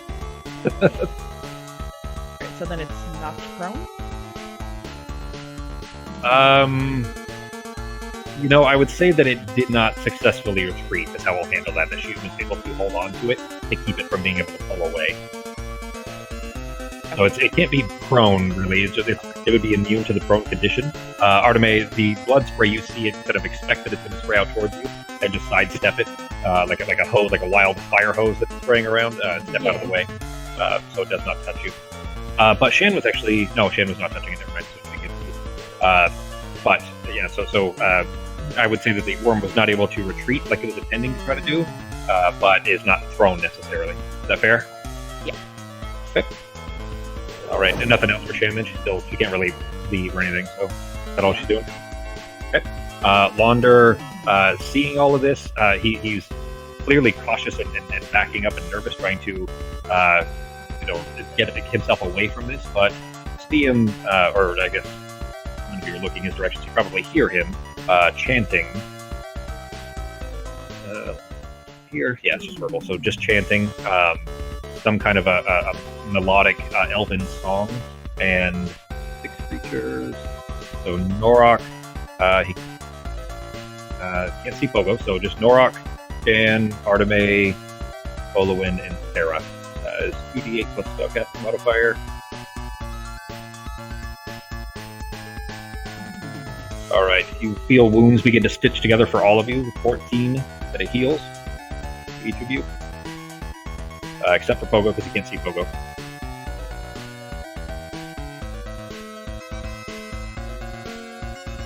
And that is it for his turn. It is Ellip's turn. He did not get his Mind Blast back.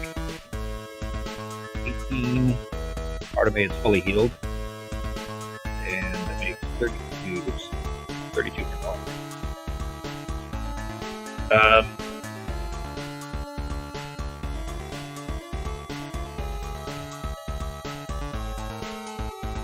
The Illithid is still furious at Norok for having thrown his axe at him. It is pointing in Norok's direction. There's a thin black beam that extends from his hand and then accelerates until hitting into Norok. G, give me a... Oh, it's a range spell attack. So I'm going to save when you're in.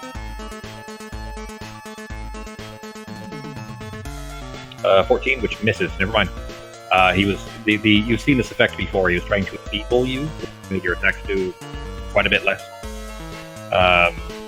And seeing the state of things, he got hit pretty good. He disappears. There's a crackle of energy around him and disappears.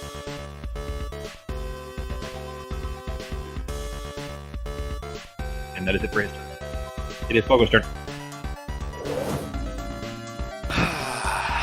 Fucking disappearing piece of shit. I can. Well, okay. So, yeah, go ahead. What do you do whatever you can do. So it disappears with a crackle. Do I recognize whether or not he went invisible or if he actually teleported? You mean Arcana check?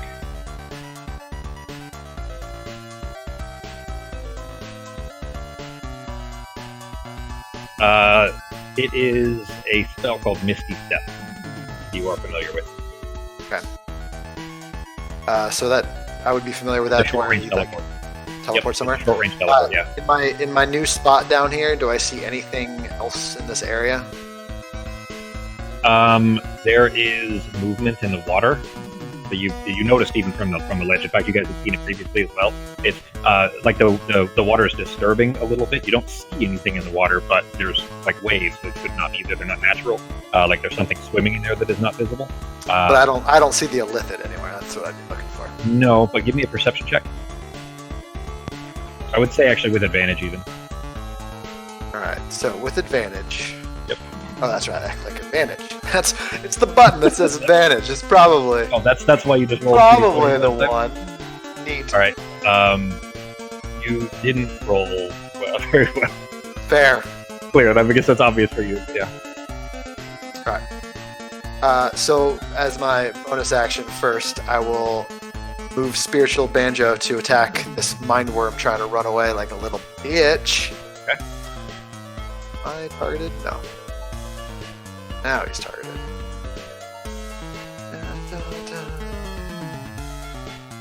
Where are you? You are.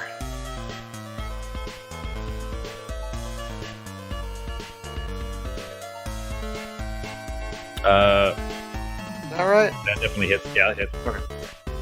You had advantage on there. I guess with Fan holding him, it still would be anyway.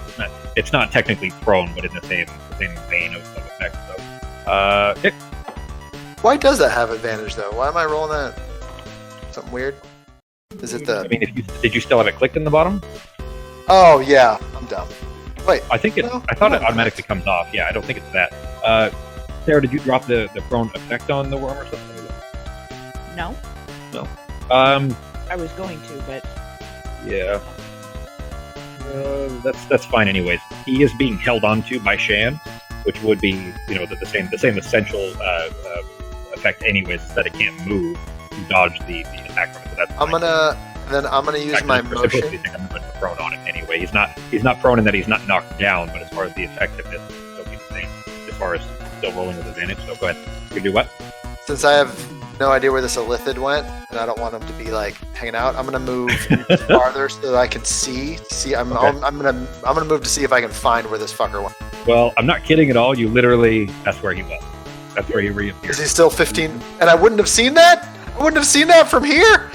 You weren't facing him. You were facing the other direction, and then you rolled really awful on your perception check. All But right. tell you what. You Can I at you least wouldn't just stop be back there, again. like having to give me I'd 5 say extra that, feet no, of you movement? turn and like. I'm not gonna begin to- run. Yeah, I'm not gonna run backwards or sideways. Yeah, that's what I'm saying. You wouldn't just be backing up, especially for an unknown area, but turn and start to run just as he snaps into. It's just funny to literally stop right next to where I dropped it. Okay. Well, this is okay Just then. running Then my quickly. plan's not completely fucking ruined. All right. So I am going to, seeing this illithid as I turn around. I am going to cast. I'm going to clutch the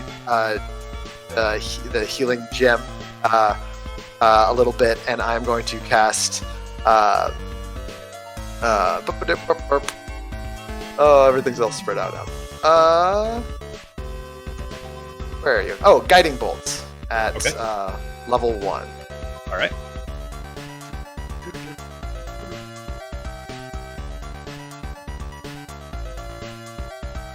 And that hit. Oh, neat. Be a good hit too. So you get 7 back. Half, isn't it? Yes. Then I am going to use the rest of my movement to circle back a few feet away Okay. from him. Still invisible. So I mean, you wouldn't have necessarily known. that you were there if you ran Well, I into think him. guiding bolt comes from me, so like That's it true. has It a is a starting projectile. location. Yeah, It's so, not like yeah. one that just. Yeah, that it one. doesn't appear on them. It is a projectile that comes out of you. So I'm gonna run away a few feet. Give myself Okay. 15 feet of distance. then you send this ball of radiant energy out towards it. And once it smashes into him, envelops him, and he is kind of glowing with this radiant energy surrounding him. The next attack will have advantage again. Did you put the effect on him? I did not. Forgot to do that. There we go. Oh, he is not targeted because I'm. That's fine. It's actually that one would grant the advantage for the attacker. I don't know why it's coded that way, but I'd have to change it. So it's fine. We don't want him having advantage when he hits you, so I'll just take that one. Just remember that the next attack against him will have advantage because he is glowing radiant. All right, everyone, remember the next attack against the Illithid. I'll probably remember, but in the event that I don't, I figured I'd say Because that. Pogo's shutting the fuck up, and he's not saying anything in battle. All right. Is that it for Pogo's turn then? That is. Use my bonus. Yeah, that's it for my turn. Is The Olwen- worm had a turn, right? Huh? The worm had a turn? Oh yeah, they dropped the acid. Yeah. Is it 5d4? By the way, he's looking beat up from all the bites already. He's just literally bloody by one hit. So that actually just half bloody a little ways. Only last. I think that's it. I think it's just that. Yeah, it's just the first and second rounds. Yeah. Olwen seems like you hear a murmur from behind you, like she's shaking herself out of it. It is the end of her turn. Nobody shook her out of it. For their turn, so that was it. But it's no longer stunned, at least. And it is back around to Sarah's turn. Artemis, you're up next. Okay. So I am going to. I'm gonna use Shadow Knife then. Okay. Since it's That's a Shadow- bonus action to summon it, right?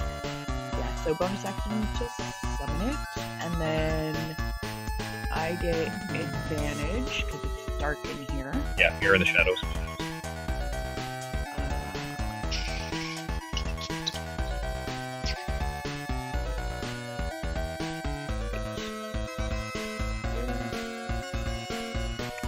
That hits. At third level. Okay. I meant to say that before turn. You're fine. Yeah, third or fourth with this, but fine. Okay. Third, and then 3d8. how do I give it a third D8? When you pick it up, I think you hold shift to click it, and you click it again. Let me see. Or something like that. It's been a while. 3d8. Oh, ignore that. Wait, did I do that or did you? You did that, I think. Alright, I got it. God damn it, I just clicked it again. Hang on. Let's see, do you have anything targeted? No. Oh, well, you saw it. Yeah.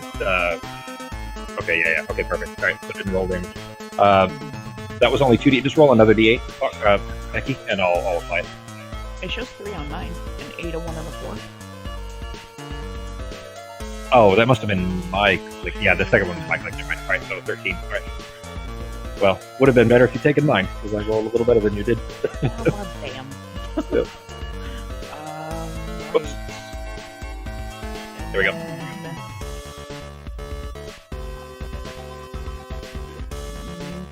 I'm going over here, and that is the end of my turn. Okay. Artemis' turn. I'm gonna move it. All right. If that's Uh, action. Launder was still in there, yeah. Okay. Yeah. So you've moved it over to Sarah, so on her next turn is when it'll heal her.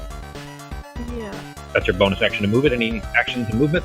You're no longer trapped, by the way. You still have the tendril wrapped around you, but it's not connected anymore. I'm gonna So- pull it off and then. It's just Don't like a want to belt. Yeah, exactly. Get a new sash. Ooh, looks like Pogo's gonna be fighting this fucker himself. Well, I mean, Norak is standing on the cliff. He can see him. I'm gonna use Ice I'm Knife. gonna laugh if he tramples me. Ice Knife? Okay. Ice Knife does have a blast radius. Who did you have targeted? Oh, that was a save. Okay. He hits, and he failed to save. You get a 7.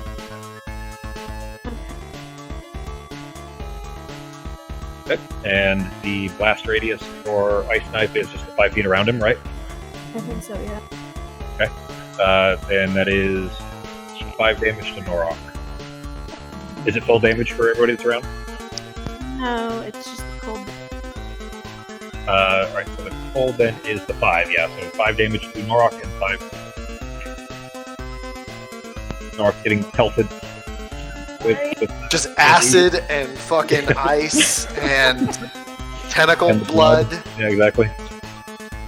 Alright, is that it for Artemis' turn? Fox? Yes. It is Norok's turn. And this is all damage that he can't resist half of either. Like, he resists half of all, like, regular physical damage, but poison and ice and acid are not, not physical.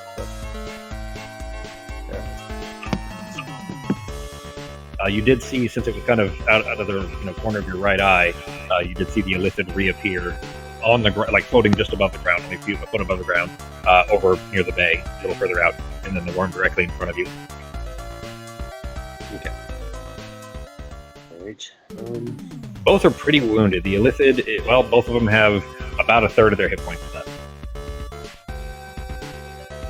Okay, so if I can finish off the stupid wound. Okay. I'm going to turn you up a little bit, G. You're pretty quiet all of a sudden. Okay. Alright, that's better.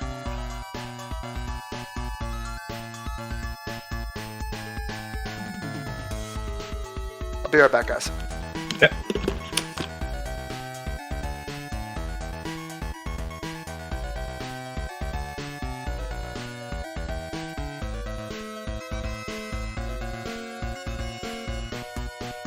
And that still hits.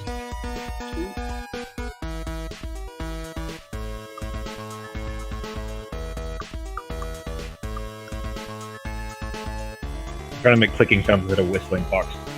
You appreciate me. That's a good hit. So the worm, still reeling and trying to yank itself away, like just being tugged at by Shan, is kind of held in place enough that you take your swing against it, and just think the action to kind of decide between some of the kind of flexing scales of its, I don't know, what would be a torso for a worm, I guess, and take a chunk of it out. You can make your next attack. Okay. Gonna hack at it like a lumberjack trying to chop down a tree. That hits as well.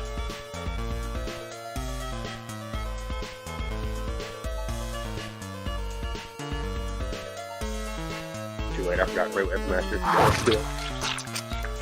Okay, well, it's still a good hit. You make your last one. Did you frenzy? I didn't frenzy, no. Okay. Alright, give me your dex save. As you're hacking away at this thing and spraying blood all over yourself.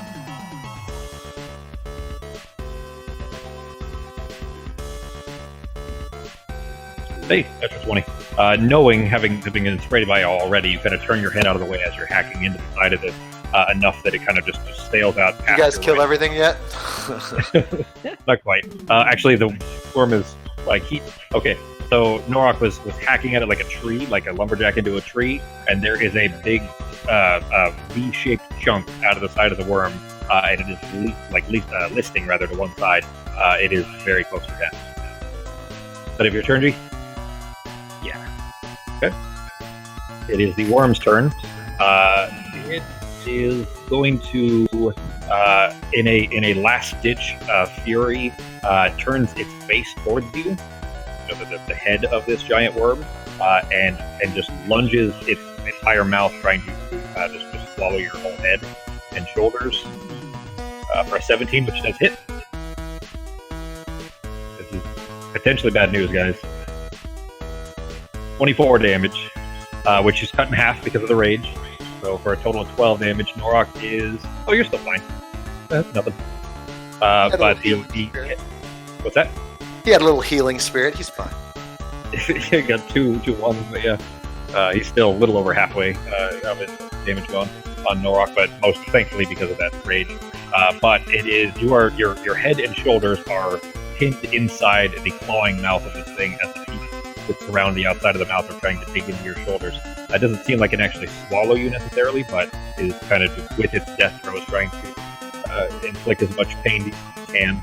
That is it for its turn. Give me a dex. I'm just going to treat it as if it was a grapple G because it's trying to pin your arms to your sides essentially with it lifting and going down over your shoulders. So give me a dex save to see if it will count as a grapple or not. Did you say dex? Yeah, dex save. Just to see, if it's far enough down in your arms. If it's only your shoulders, you'd still have movement of your arms enough to be able to kind of stab into it from beneath.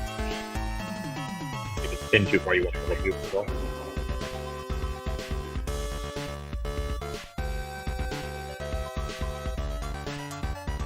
Shan is up next. Becky.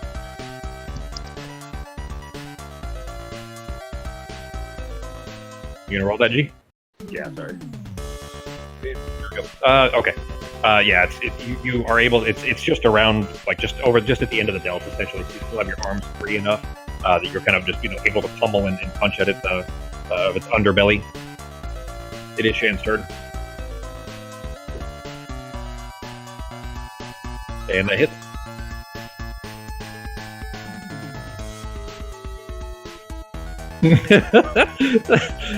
Shan, seeing the worm kind of lifting itself up out of the ground, not able to escape, just comes down and tries to smash its entire head around Norok and bite into him. Shan bites into the flank of the worm, trying to yank it free. It is bleeding profusely. Go ahead and give me another d20 roll for Shan's attempt to avoid the blood. Okay, it's only a d4. But... It's only 1 damage to Shan from the blood that is just wallowing. If I can find her. There we go. But the worm has 1 hit point left. So she rolled 8 and had 9 hit points. So the worm is still technically alive. It is Munger's turn. He's going to continue that singing that he was, the elven song that he was singing before. Alright. 15 more hit points. Still can't see Pogo, so everybody else. Pogo's gonna fucking murder this Illithid. All by himself. I'm on a mission. A giant squid killed my father. You've had enough encounters with aquatic tentacled creatures lately. Alright. Well, guys. This is probably TPK time. So just a heads up. Oh no. Yeah, it can. Well, he floats up in the air again, kind of just above the water over here. It's a 60-foot cone, which means he can get everybody except for Sarah. Oh shit. I think that's. Back. I'm gonna start from here. Let's do 1 square less. I am definitely gonna use cutting words as a reaction. That's right. Is this a spell? It's not. It's a psychic effect. It's an innate effect. No spell from mind players. It's called Mind Blast. So is this considered an attack roll or no? It's a save. You guys would make the save. Cutting words won't work on that. 15. Yeah. That's just a no, that won't work anyways. Never mind. Target everybody. Sarah's the only one that is out of the range. Does he have to see the creature to cast it or no? Let me check. I don't think so. Let me check. Psychic attack. Like any creatures you can see within 60-foot cone? Mind Flayer magically emits psychic energy in a 60-foot cone. Each creature in that area must succeed on a DC 15 intelligence saving throw. Damn it! Yeah. At least the worm's gonna die. Before all of you do. Alright, so intelligence saves, guys. Big money, big money, big money, no whammy! Farts! Nope. Hey, Artemis saves again. Artemis rolling really good today. This is the time for it, too. Yay.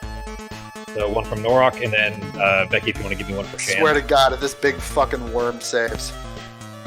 Just Oh shit, the worm is in there too. You're right. Yeah. Well, I mean, I guess it won't matter. The worm has 1 hit point left, and it's half damage on a save. So, the blast, this is a little anticlimactic for me to tell it to you this way, but the blast, since the worm is in the effective. All right. So, that's for Shaman. All right. So Shan saves. Norok fails. Artemis saves. All right. So.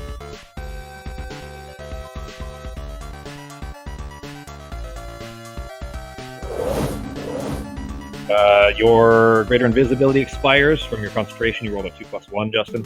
Okay. So your concentration fails. Artemis, you succeeded on the concentration. You know what's funny? I'm trying to do the math on a 60-foot cone. If he's 15 feet in the air and I'm 3 feet high and I'm 20 feet. I mean, I was thinking that too, is that he is above you anyway.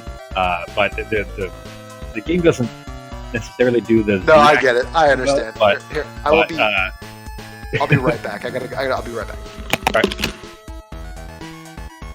So everybody that. Oh, it's 12. Oh shit, he rolled real awful. So it's 12. Or yeah, okay, cool. It was only 12 damage anyway, so it didn't hurt as bad as I was originally thinking that was going to do. Then he is. One second. Okay. So, am I dead now? No. He rolled real awful. He only rolled 12. Oh, so yeah. He fucking this piece of shit. Yep, but Dude. Him floating over the air, Pogo, you see that kind of swirl again appear just in the center of his forehead as this psychic scream just flashes over all of you. You hear the worm wheel behind you and like an inflating almost sound. Norok, it is still latched onto your head and now dead, like starting to pull you towards the ground because it's dead weight now all of a sudden. But those of you that failed are of course stunned again. So I didn't roll. Do I roll? Yeah, go ahead and roll. What is it a save for? It's intelligence 15. Oh. I applied the full damage to you, so. Oh, okay, got it. So. Well, no, I mean roll it because it would be half. So you just went that. Oh, I thought I already did though. I already rolled an intelligence save earlier. Oh, never mind. Okay, so you failed though, right? Yeah, I thought that was something separate. No, you're fine. Okay, all right. You're stunned as well then. So Norok is stunned with the worm still on his head. Shan is Gone. done. Shan is gone because the worm is dead. Oh, the worm's dead. That's right. Yep, right. So I can just roll to get out of it. That's all I can do, right? Yeah, since it's your turn, yeah. And it is what check or what save? Intelligence 15. I'm sorry. Intelligence? Sounds happening. Okay. Yeah. Nope. Not by 1 point. Then you are still stunned. Olin was just at the edge. And okay. There we go. It is Olwen's turn. She is going to. You know what? I don't think has she been able to see this all happening? Yeah, she was Okay. stunned for the first part, but you're still able to see and everything throughout that. Got it. He rushes to try to get some space behind Norok. Is kind of blocking the edge here. So she's going to be, because she can't, because that worm is still in the way. She's going to try to kind of behind Norok, who is like half swallowed by this worm, is going to rush to the edge here and then hold a hand out towards the floating illithid over the water. Going.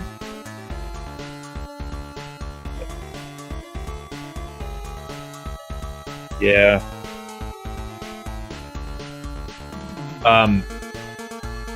The same way that you saw her kind of lash out at the trees, where there was this kind of this horizontal sonic boom style attack, just flings out from her hand well over Pogo's head, thankfully, but otherwise bisecting him as well. To flash through the air. 19 definitely hits.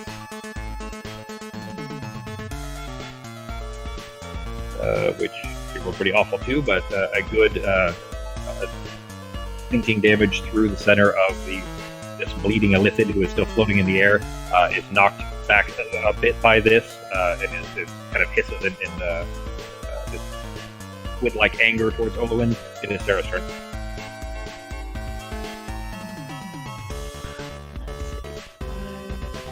You do see Artemis saves. Who splashed acid down on me? Don't do that again. Sarah, you do see that Norok is half swallowed by a dying worm. The worm has just died. Oh shit, I'm only 3 feet tall. So, can I see over this worm? It's it's I'm that there? entire space. Barely, maybe, because the worm is pretty much filling this whole space, and kind of still is kind of enveloping Norok a bit. You know what? Since it's not moving, you could potentially jump on its back and then be able to see over.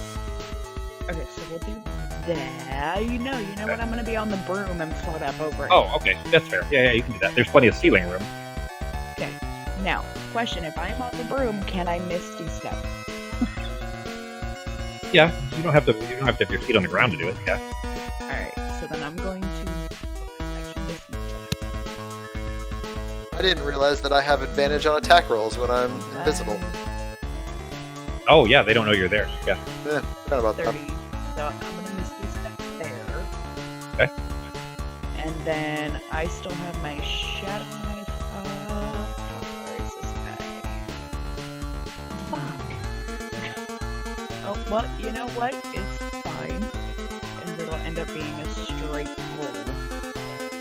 Because I have it. You actually also get advantage on him because he's still glowing from my attack because no one's attacked him since, I don't think. Oh wait, no, he has been. Yeah. Yeah, you got that. It'll still be a straight roll though, because at 35 feet I'm at disadvantage. With my shadow knife. Okay.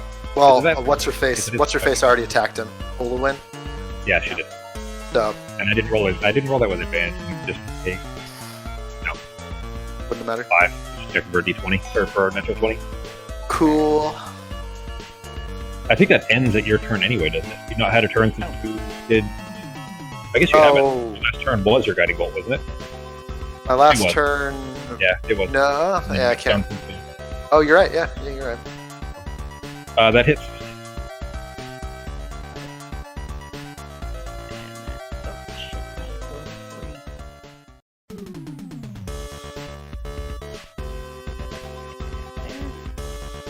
Fox, you're up next. Alright, and that is it for my turn. 'Cause as far as I Okay. know. Then you, Artemis, you see Sarah run forward and then leap on the broom and just sail up into the air.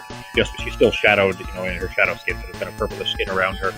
And then look down towards the left, and she just disappears in a puff, out of sight for you. And then Proto, you see her reappear over to your side there, and immediately fling out this small dagger of shadow that sinks into the illithid floating in the air there. Who immediately the wound, the knife kind of sticks into its midsection, and he kind of reaches down with both hands to grab it, as if he's going to try to pull the knife free, and it disappears. But he plummets down towards the water. He is barely floating above the water and starts to kind of stand himself back up. He is in very bad shape. Does not look like he'll survive much longer. Artemis' turn. I'm gonna move to here. Okay. And The worm is still there, so you can see over it a bit from about here, or you could similarly try to jump up on top of it. It's dead. It's not. The only movement is from Norok thrashing back and forth, trying to get it off of its head, or off of his head rather. But the worm itself isn't moving. okay. Just go over here, give it a kind of a wide berth. Okay. It does have a lot of blood spraying left and right as Norok is thrashing around.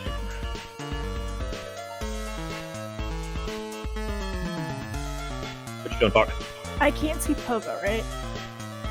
No, he's still invisible. Oh no, never mind. Sorry. The No. the I'm there. invisibility spell. You see a very bruised and beaten 3 foot And tall. frozen. Yeah, and stunned. Yeah, stunned.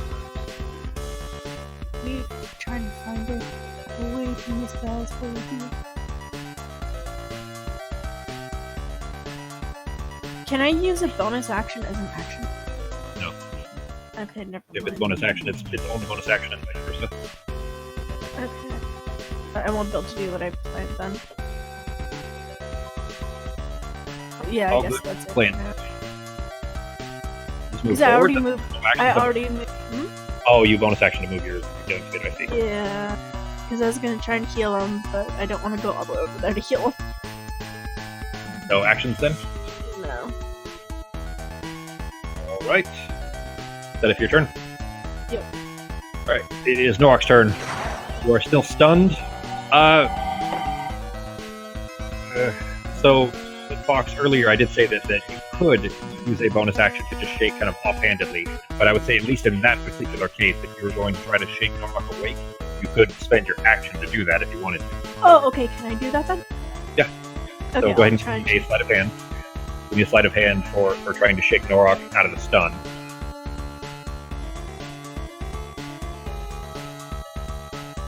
Okay, then Norok, you feel Artemis kind of pushing on you. You know you're near the edge, and it kind of snaps you out of it enough to be able to kind of free yourself from the mental effects of the stun.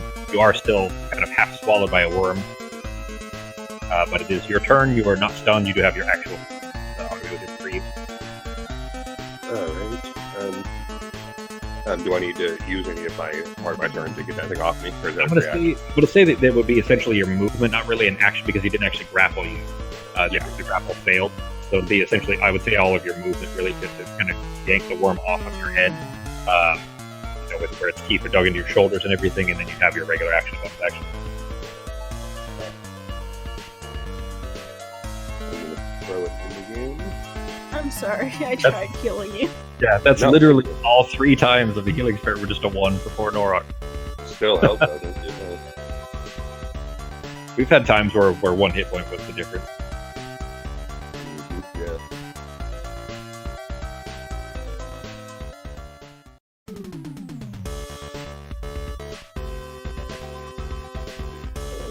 Yeah. You send Vulcan end over end flying through the air, similarly collecting the radiant energy from around it and beginning to electrify as it passes over its head. He's floating above, just barely above the water now, like almost well below you.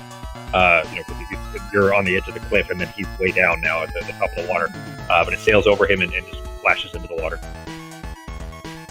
Roll it back to your hand. In fact, actually, when it comes arcing back through the air and smashes into your hand, a bit of the water splashes off of it all around you, and it's slimy. It's gross and like oily almost. Water should definitely not feel like that. It feels acidic in your hand. And I only get 1 throw, right? Yeah. Okay. Then, So that's action. You still have a bonus action. read it for me now. All right. Then it is Launder's turn. He's going to a little bit cautiously. I almost said cowardly. It's not cowardly as much as it is like not sure what to do. Move forward. Nobody is really injured here. No, can't do that. So that won't work. He's just gonna. Guys, I don't know what to do. Just tell me what you need me to do. Never his turn. Oh, guys. Hang on, I gotta show you something. Yeah, you're probably not gonna like this. What am I looking at? Where are we going? So every time I'm going to show it, it's going to appear here in Discord in just a second. Every time when a creature uses one of its for dragons and a bunch of other creatures that have the legendary skills or whatever. Not just the legendary actions, but these are specifically whether or not they recharge their special ability. It's used for most times. It's only a 5 or a 6 on a d6. Go ahead and check in toward there. Yeah. You got a 5, which means it's recharged, which means Everybody. well, you're all in a nice handy cone, kind of. That's the Well, the good news is I'm already stunned. That's not anything new. Well, actually, Artemis and Launder are outside of it. Everyone else, actually, and Sarah too. You can't get Sarah in there either. So Pogo, Norok, and Olowin give me, well, roll hers, of course, but give me intelligence saves for Pogo and Norok. Nope. Nope. Nope, Hey, you Norok got saves it. this time. Yeah. It's only half damage for Norok, at least. Roll hers. Okay, she's good too. Then...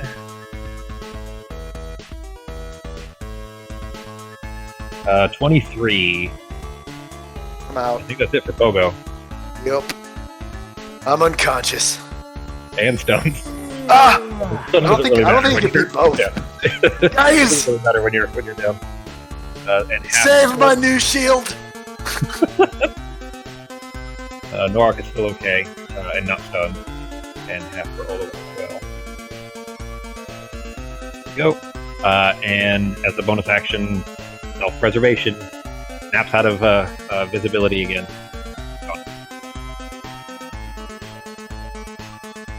Oops, there we go. It is Pogo's turn, who is unconscious. Oh. You know what that means, Justin? Yeah, I gotta roll for a death save here. I don't think I've done that in this. Let's see, main board and Main tab death and it's down near save. the bottom. Yep. And I just double click the D8. No. I think you only click it once. No, not the D8. The one. not No, the D8. that's your hit dice. That would heal That's right. you. Oh, that's right. That's right there. Yeah. And I fail. And that's a fail. It's alright. Just one. Just one, guys. Everything's fine. Everything's fine. Unless you get hit. It's an automatic Everything's crit. fine. Olowin, seeing the little halfling that keeps flirting with her anyways, despite her very strange and exotic would be a very nice way of saying it, but more gross looking appearance, especially with the hole inside of her head, is going to. Let's see. She doesn't. She's going to jump down and then rush to over towards Pogo, kind of floating, obviously, not feet to the ground, and is going to reach down to try to stabilize him. That's what she do. You're stabilized. Yay! He's looking around, trying to spot where the illicit could have gone. Stabilize is still unconscious, though, right? Yeah, still unconscious, Oh, yeah. just not rolling Got death save. So she just rolled a medicine check. Gotta Sarah, you put my brains back inside the skull. It reappeared. It's over there. He's floating above the coral over there, I see what? across the way. The illicit reappeared. The purple coral on the other side of the lake, or does it stay there? He reappeared there. And it is back around to Sarah's turn. He's clearly trying to flee, like he's facing the other way, trying to leave. Back into that cave there. 10. Alright, so bonus action, I'm going to use Ring of Healing Surges, so he can roll a hit die. Okay. So that'll be straight level, so that's level 1. So it'll bring him conscious at least. Yep. And Go ahead, Justin. then- I actually rolled one earlier on That's true. accident when I Yeah, rolled a that's true. 2, so I have hit points, I guess. All right. You rolled I 2 rolled plus a 1. 2. 3. Yeah, so 3 total. Okay. Whoa! I saw a bright light and naked women. Surprisingly, I was not expecting that. That is heaven, right? That's what it's Did you supposed guys to be. kill everything? Is everything dead? Everybody okay? Well, you don't see the illicit that smashed you at least. Oh, it's It's gone. not dead yet. Ah!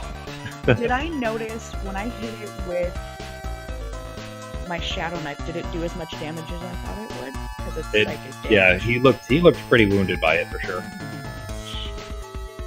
Alright, that's 30. I've got, what, 50 feet on the room? Yeah. Still not gonna get me close enough. Alright, I'm going to cast. How does he look? About as bloody as he could possibly be. He literally has 1 hit point left. You managed to get the worm down to 1 hit point, and the mind flayer down to 1 hit point. Great, so Chaos Bolt. Okay, and it misses. Pitch. Oh, we lose Ben. Well, that. Yeah, Ben just drove. He said he'll be right back. Okay. Yeah, that's 3 and so on. Told you. I'm going over here, and that's it. All right. I got. It's Artemis' turn. You don't know where the mind flayer went. Only Sarah saw him. Hey, good heal for Norok. Yeah, Owen's healed. Hold He did. that way. From where Artemis is, I would say probably not, only because of the worm still being in the way. Norok pushed him off. Fine. Oh yeah, because I was like over here when I sent it. Were you up in the air still too? Yes. So How high? however high to get over the worm, so I don't know, like 10 feet. All right, then give me a perception check for Artemis. Yeah, I was They used healing at on 70 away, so about like there. Oh, and healing word. Okay. Okay. Then Artemis, you did see a ball of chaotic energy fly from Sarah out to the other side. Following that, you do see where the illithid has gone to. And while you're doing your healing word, did you move the healing spirit as well? No, I didn't. Because Norok was still in it, so I healed Norok. Okay. And then healed Pogo, which would be my action, and my bonus action. I think, yeah, bonus action is healing word. Then any movement? I'm gonna move back here. Okay. Then that does. You can't see the illithid any longer. He's going to be on the other side of the wall there, but it seems like. Is that it for your turn? Yep. All right. Then it brings us to Norok. You are not stunned, and you are not swallowed by a worm anymore. You did. I want to reiterate that that water, when it came back to your hand, felt acidic and poisonous and kind of slimy and gross.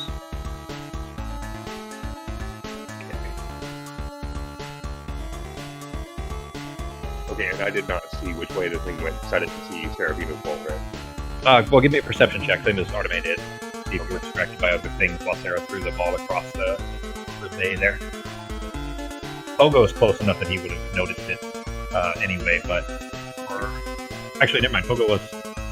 No, I think I was alive then. Oh, you were actually, because she woke you up first. So, yeah, you would have. That was going to be my next question, by the way. So Yeah. appreciate it. Yep.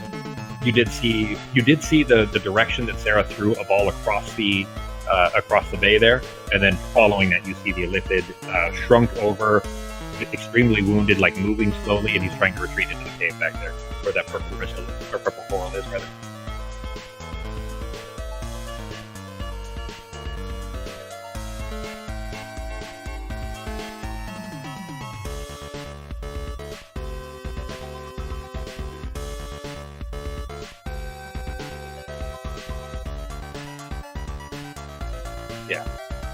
And I will You throw with disadvantage. turn. I think 40 feet's the longest range for my throwing, so I'm still not within range, so I'm going to dash and just try to get closer as my action. Okay, These trees, around the outside though? here. Aren't these trees? Well, that's so they're it's poisonous water with trees that were growing beneath it. The trees are misshapen and diseased, and are still, the tops of them are still sticking up out of the water, but it's not ground. You won't be able to run across that. Are you trying to run around the outside? Is that what your goal was? Well, I wasn't sure that those were trees. I thought there were little islands, like Oh, I little gotcha. Yeah, no, okay. It does look like that. I can totally understand why that would have been that way. No, they are Okay. trees, plants that are growing that were just growing beneath the water. That is now kind of acidic and poisonous. That's all. So that they wouldn't necessarily support you trying to jump onto them as well. But you can see more around here now that you guys are way. So feel that too. Back this way.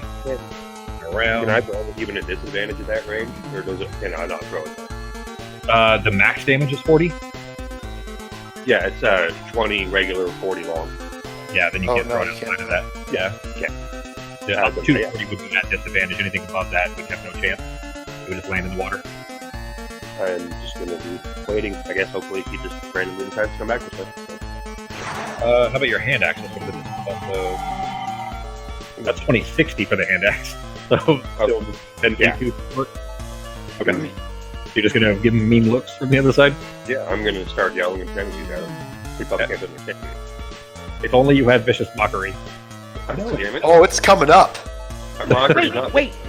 You still have the wand of missiles. Oh, You shit! do. Oh, I forgot that we had that. Okay. You Yeah, have you gotta check your inventory, big guy. I know. Yeah, your action steps. I'm not used Stick to of new stars. I was gonna say, There I it thought I is. gave you something for range. There it is. Sweet. Okay. We've had this conversation. Yes. No. Here I am forgetting stuff. Yep, So the you- range I think was- you can cast it at a high level too. It just uses more of the. Well, of it's the not charges. Actually, though. specifically as charges, and he can use up to 7. But if he uses the last charge, there's a chance of it breaking. But does he get to use like more than one Use charge? 6 yeah, you can use 6 charges with no risk of it breaking. Got it. Total though, he can't like use 6 charges on one turn. No, he can use 6 charges on one turn. He can use Oh, he 7 can? charges on one turn. Yes. Holy You shit. use all of them at Does once it if you want it. charge, like, every day or something? Something Yeah, like so that. recharge is 1d3 plus 1 every day. And it's got 7. If he uses all 7, or as soon as the 7th one is used, it has a chance of crumbling and breaking. But if he uses 6, there's no chance of it breaking, and then it'll still recharge. So up to you, G. Split the difference. Magic missiles are an automatic hit, aren't they? Yeah, they are, and they're 1d, and they're. I guess I spoiled it a little bit by telling you he's got 1 hit point left now, because that kind of fucks it. But the idea is, yes, they're an automatic hit within 100. I don't remember you saying he had 1 hit point. I thought the worm had 1 hit point, but now it's Nope. definitely on the table. I'd ask. Yeah, Becky asked how he looked, and I said, "Well, you literally got the worm and the illicit down to 1 hit point." so just 1 charge. Just Yeah. walk over and just breathe on him slightly. Just like I imagine it's like a sparkler that like like floats Yeah. kind of slowly across the water and just on that forehead. those shitty Roman candles that I don't know how many of you guys were kids, but when you would aim them at each other and hit each other with the sparkle, that's like that. All right, so 1 charge reduced from the stick of stars as you send a beam that he had turned and was like barely able to keep himself levitated, like he almost touching the ground, trying to walk into that cave on the other side and collapse forward, and is kind of twitching and his place no longer much life left in him. Is that it? That's it for those, Just anyways. as- Give me a Just as we perception planned, check. guys. Just as we planned. Give me a perception check, G.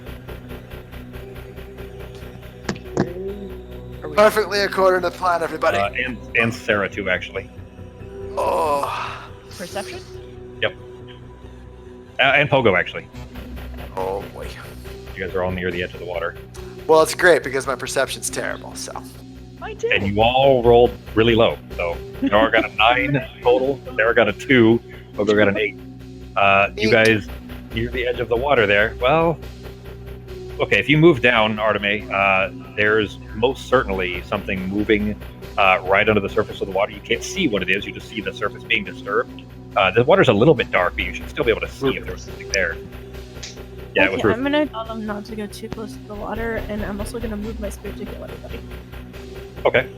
Well, before it has the chance to actually do that, you can start moving it through, but then it takes 6 seconds every time you move it. I would say that it can start healing Pogo, but as you're saying that, Nora, give me a dex save. I wouldn't have had time to heal the entire way. It would have been It would have been 1d6. 1. Yeah. Yeah, so hang on just a second. Undo. We'll call it, well, the first d6 was a 2, so 22 hit points back. 40. Okay, well, natural 20, G. There is a shape moving in the water, and just as Arteme shouts that, you have some preternatural feral senses for this kind of thing. A tendril that looks just like the one that came out of the worm snaps up out of the water. You don't see anything beneath the surface, but another tentacle, just like that one that came from the worm, flips up out of the water up high in the air and then lashes down at you. You were able to jump to one side just enough. You going left or right? I'll let you pick. I will go to my Left would be in front of Sarah, or right would be towards. I'll go in front of me. Okay. The tentacle like slaps onto the ground right beside you. It's clear that those worm-like things are in this water. It seems like so that's definitely a tentacle of one, and the tentacle immediately retreats back into the water. But it will likely be attacking it if you're still near. What are you guys doing?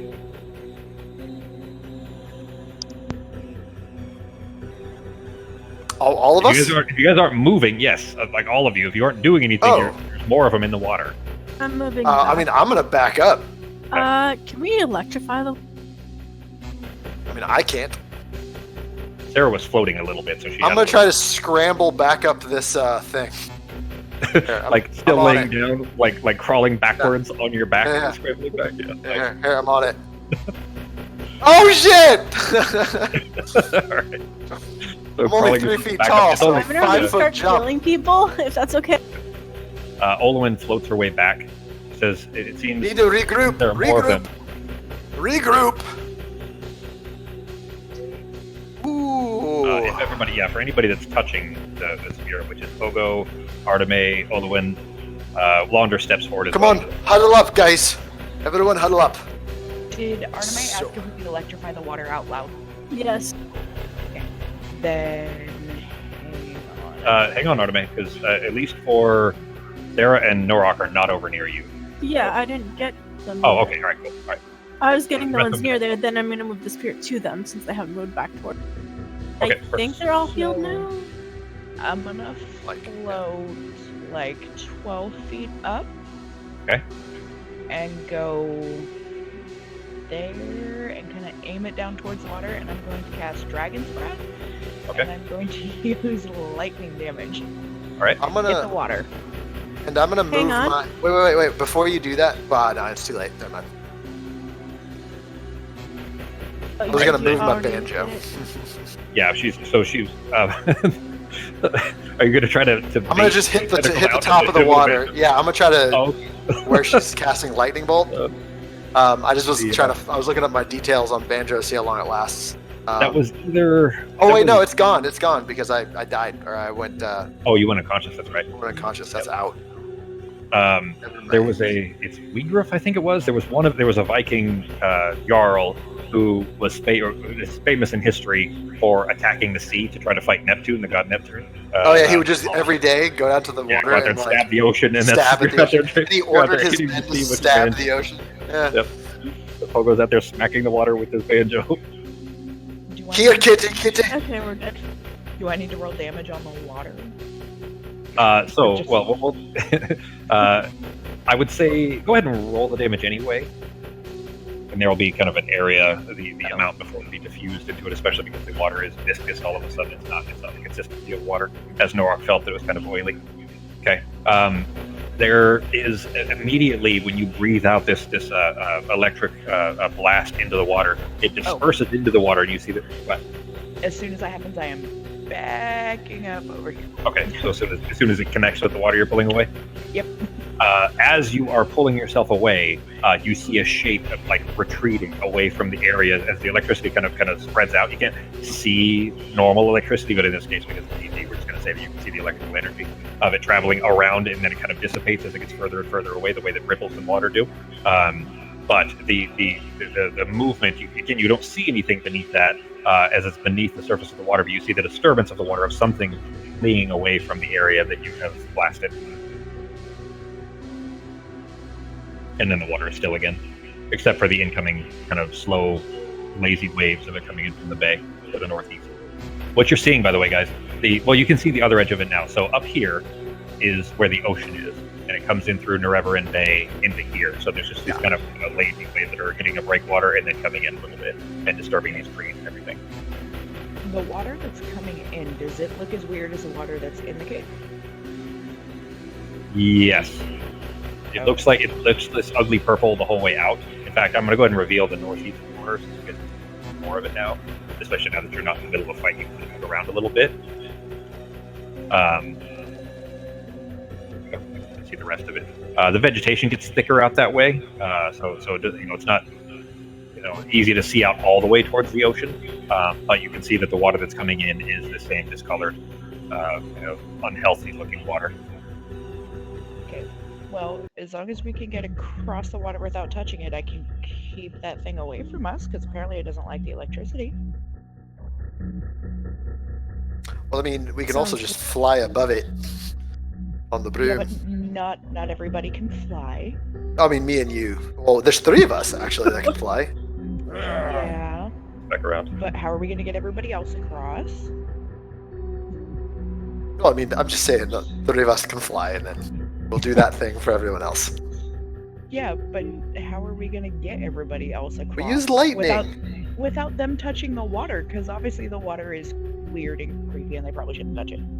Olwen I feel floats like- forward a little bit and kind of looking around. She looks up at Artemis. She says, "Do you remember what was here?" Not. Was it the Hardies? They're called Carl's Jr. out here. That was a Fox joke. Oh, Just there so you she go. got it, Fuck, yeah. Okay, that's fair.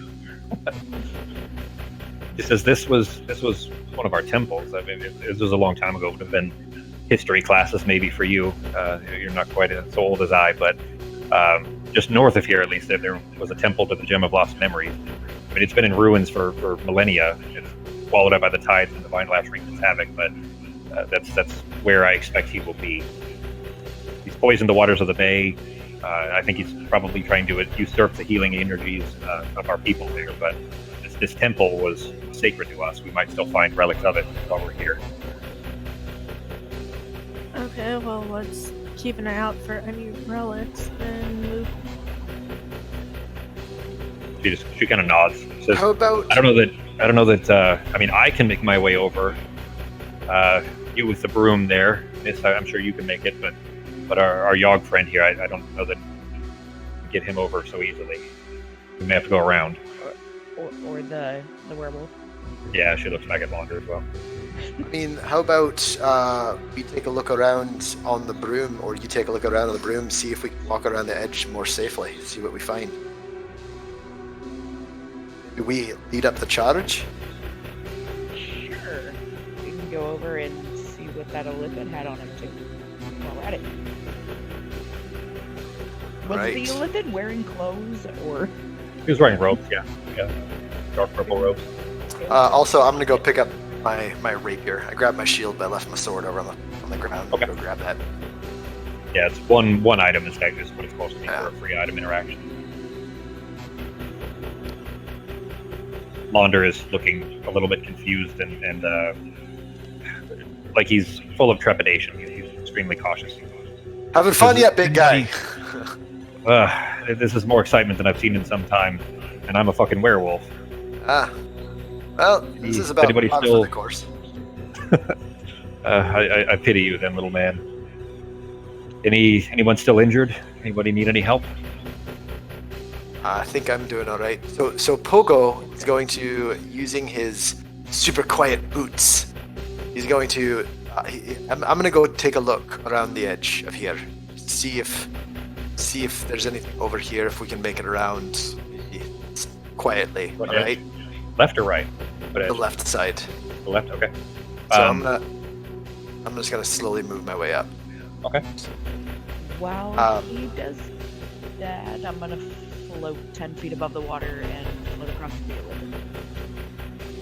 Okay. Do you wanna like control my character? Or should I start moving him square by square? Oh, I mean, I can move you. You're fine. Or you can move you rather. Go ahead. I just grabbed you anyways. I'm just gonna stay as I'll close let you know as if I you're can getting. to the edge. Yeah, if you're getting to. So you're staying as close to the wall as you can. Yes. You don't want to go, get a high five from a tentacle. No. I'm gonna try to avoid. Not into the tentacle stuff.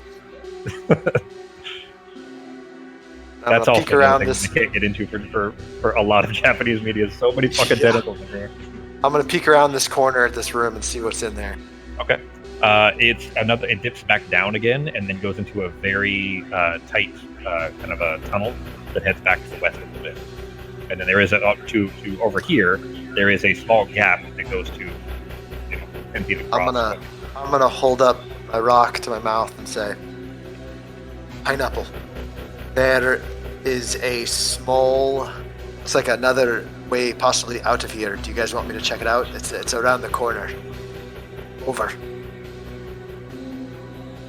Maybe we should all go together? Instead of just sending one of us by themselves? Also, there's a spot here we'd have to jump over or do something. Launder, seeing Nork kind of standing against the wall, he says, he's just talking just to Nork. I brought these to, and he holds out a bag, G, and he opens the bag, and you look down in it, and there are think Zelda bombs, where it's a bowling ball with a fuse. That kind of like a small grapefruit-sized bombs. He says, I brought these in case we needed them. It's the bag that he had thrown over his shoulder that he's struggling to carry when you guys left town. That's what he's carrying. There's probably 6 or 8 of them in there, you'd guess. So I mean, if you think these might be useful, you or I could probably lob them a good distance. They're not real accurate, but that you don't necessarily need them to be when they blow up as big as these do.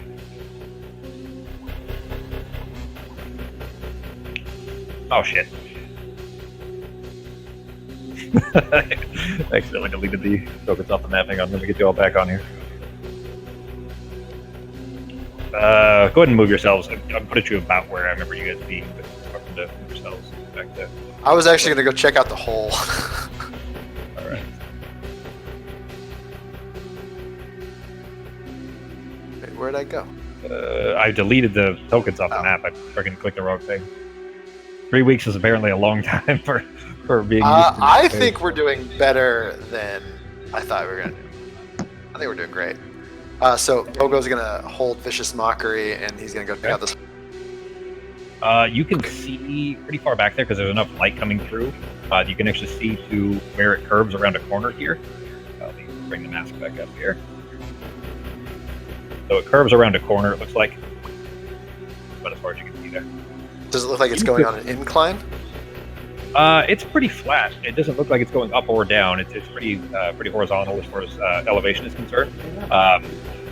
But it goes around a corner, and that's as far as you can see. It's basically, you could probably fit through, Sarah could probably fit through, Arteme in like a smaller form could fit through. Okay, Norak longer, definitely not. I'm going to keep my thing readied, and I'm going to walk through here as stealthily as I can. Okay. Go ahead and give me a stealth check. And Sarah, you were 10 feet and 10 feet up flying across the water? 10 feet up, flying across, and I'm watching the water, and I still have Dragon's Breath up so I can hit it with lightning every, I don't know, Okay. like 20 feet or So so. as soon as you, 10 feet out from the, not 10 feet up, but 10 feet out from the shore, you see a shape moving in the water again towards you. Hit it with lightning. Okay. All right. Then you blast it out again. Go ahead and roll the damage on it for me. I'm going to use the damage as kind of the effectiveness of how much it diffuses the water, whether or not it's enough to scare it away, essentially.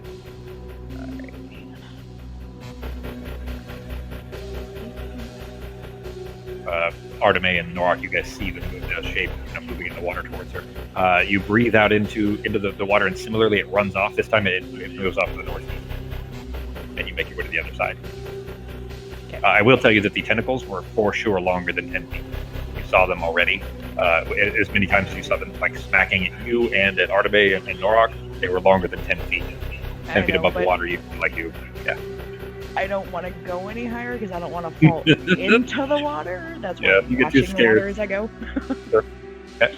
Pogo, going through the rest of the way here, being sneaky as you can. You feel pretty confident that you were still being as quiet as you could be. It opens up into a wider chamber here, where there is a statue that has like an illithid head surrounded by an illithid statue essentially. Fuck, I'm gonna go back. I'm gonna go back, and I'm gonna tell them that, hey, there's another room that has an illithid statue. Do I see anything else in that room, or just this statue? Give me a perception check, and then Sarah, for you made it successfully to the other side there. On the other side, see, because it's still plenty of light, you can see just fine into this cavern. Hang on. Because I want to read that part first, or I'll give you guys a narrative before I reveal it. Oh no!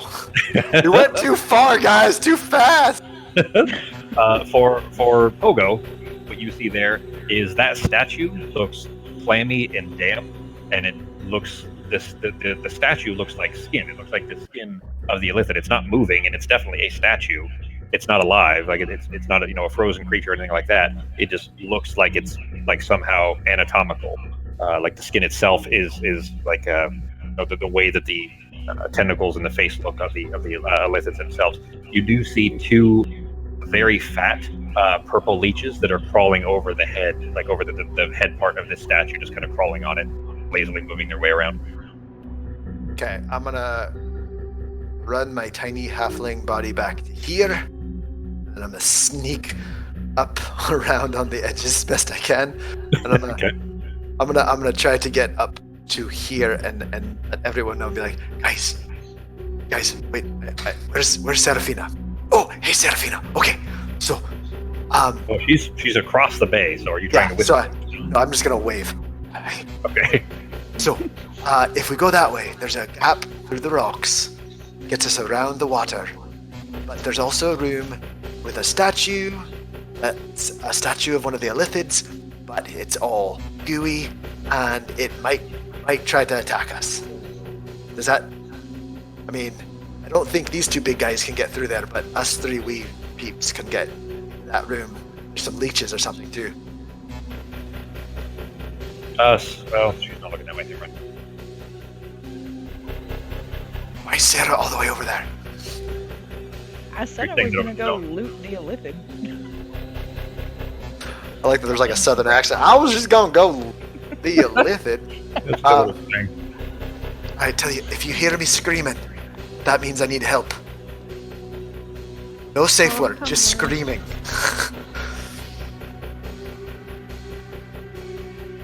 I'll go Alright, so- check out the other room with Pogo, see if there's a way across to where Sarah is back there. Okay. What's Nork doing, G? Launder's kind of, sticking to you, it seems like. Olowin floats off behind Arteme. You're muted, G. Yeah, he's unmuted. Arteme, you can't fit through that. Oh, okay. Oh, is that small? Yeah. Oh shit. Well, I guess I'm not I'm following. sorry. I'm sorry. I misunderstood the size like of wild this shapes based and off stuff. verbal commands. That's true. You could, if you turned into something small, you could think through there just fine. That Do you gap, have? though, Can you see turn over into here. something that eats leeches? Like a bug, a large bug, maybe. Get some Bat. COVID. That gap over here isn't super far apart. You would have a little less odds of making it by just jumping, but Norak and Launder could for sure jump that gap. And is there like, I guess we could see if that links to the chamber that Pogo. Let's see. If you went to the edge, well, you'd kind of have to go to the edge. So, all right. So from there, If I run and jump, can I make it? yeah, you're sure that you could probably your odds would be good unless you trip and near the edge or something like that. Then you'd be able to make it. It does look like, which you're rolling better today. On normal circumstances, I'd say you probably would be nervous about risking that, but you can see from the edge there that it looks like it connects back to that same room over there. Okay, I'm gonna run and jump here then. Okay, give me an athletics. Flat roll. Hey, all right. Marsh might have broken the curse all of a sudden. don't You know. rush to the edge. I would have said there would have been a much a dangerous proposition there of something in the water, but because I'd already said that when Sarah had zapped it the second time and moved east, you don't see a disturbance in the water. You check for safety first, and then rush to the edge, and then leap. Legs cartwheeling through the air until you land safely on the other side. Olowin kind of comes to the edge. Says, "I don't know if those dramatics were necessary, miss, but," and she just kind of floats over beside you. But at least we're here. At least she could float though. I can't levitate. She just grins. She says, "I was just kidding." Pogo, you're continuing on to try to get over there? Yeah, I'm actually gonna squeeze through here, and when I get around to the corner, I am. How big are these leeches? The same size as the ones you saw on the ship. Remember the ones there that you saw on the plants on the Oh, ship? yeah, I'm gonna cast Vicious Mockery on one of the leeches. Okay. And do I need to target anything, or you want me just? I don't have them as individual creatures. I could, but they only have one hit point, so as long as you Oh, okay. can get them. So I'm just going to one of them and say, "You'd make a terrible pet." And then that's it. And then roll the hit. All right. Yeah, that that was your spiritual. Oh, that was band. spiritual. Where is even spiritual banjo on the freaking? It's actually a save. It's not like it's a save on their part. But Oh, is that's it what I damage mean. on a save, or is it 0 on a save, or is it nothing on a save? I just clicked the wrong button. I get it. Still a D20, but All right, so it does nothing on a save. So we'll see if these are offended enough by your attack. One. What is your DC? We got a 16. We got a 14. so I got a 16. Well, the way it works, I think. It's How a it cantrip, works? but it's a Yeah, it's a save. Yours is a 16, so one save. So you DC 16. shout. save. You shout your mocking at this, and one of them kind of stops its scurrying and is still for a moment, and then just with a wet plop sound disconnects off the face of the statue and smashes into the dirt below. Do I see anything weird happen to the statue? No. And the other one's still just hanging out on the statue? Yeah, the other one's still scurrying its way across. Doesn't appear to have noticed or cared. All right. I'm gonna walk up and try to hit the other one with my. Well, you know what? Fuck it. I'll do another vicious mockery on him. All right. What is Sarah doing? Trying to loot the. He got a 16 again. The other one seems impervious to your psychic assaults. All right. Sarah's trying to rifle pockets. Yep. And kind of keeping an eye on that tunnel right next to me as I'm doing it. Okay. So I needed to give you that too. I'm just gonna run up to the statue and stab the other one and try to hit it with. Just poke it through. Shish kebab with your rapier. All right. So for Sarah and you guys, so keep in mind you can't. We're not meta-ing here. Sarah's the only one that knows this at the moment. Rifling through the pockets there, you find a cylinder that is. You guys know what the caduceus staff is? No. Like a kind of think of it like a screw almost, but the medical staff, like the symbol for the medical, where it's a staff with a snake spiraling around it. Oh yeah, that. Okay. Yeah. So what's that, G? Dr. Fielding, I think, had that on the cover, didn't it? Oh, did it? Yeah. That makes sense. Yeah. So that it kind of looks like that. It's basically a thin cylinder with a knob on the end of it, and then there's this like a spring almost that surrounds the outside of it that is not touching anything, but somehow it is still. The spring is the spiral that goes around the outside is not connected in any way physically. But when you it's in his pocket, it's about probably 4 inches long, and it's when you grab it, it is one solid unit. It is somehow like magnetized or something, but it doesn't come loose. It's as if it's one solid piece, even though it looks like two solid pieces and they're not connected. Okay. Is that all that I find? Yeah, nothing else in his pockets, nothing at all. Alright, then I'm gonna stick that in my backpack since I can't identify anything right now. Okay. I broke my bubble last time. You don't get the feeling of any magical energy from it, but it seems like some kind of a key almost. It's a shape that it reminds you of. A key? Yeah. Alright, still going in the backpack. And then the room there. So you kind of grab that out of the pocket, and then looking into this room here, I'm going to go ahead and. Well, again, Sarah's the only one that sees this at the moment. This room is dominated by. You see the path of coral that goes through, and then off of one side of that path of coral that continues through here is this large metallic bowl shape with these. It's like a big metal bowl that is sitting on top of these, like an art piece almost.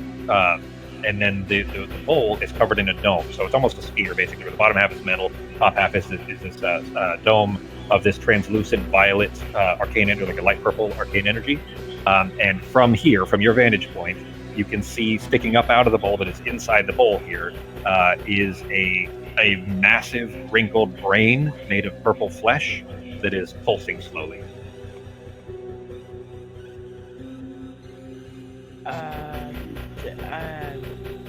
We're in range for the earpieces, right?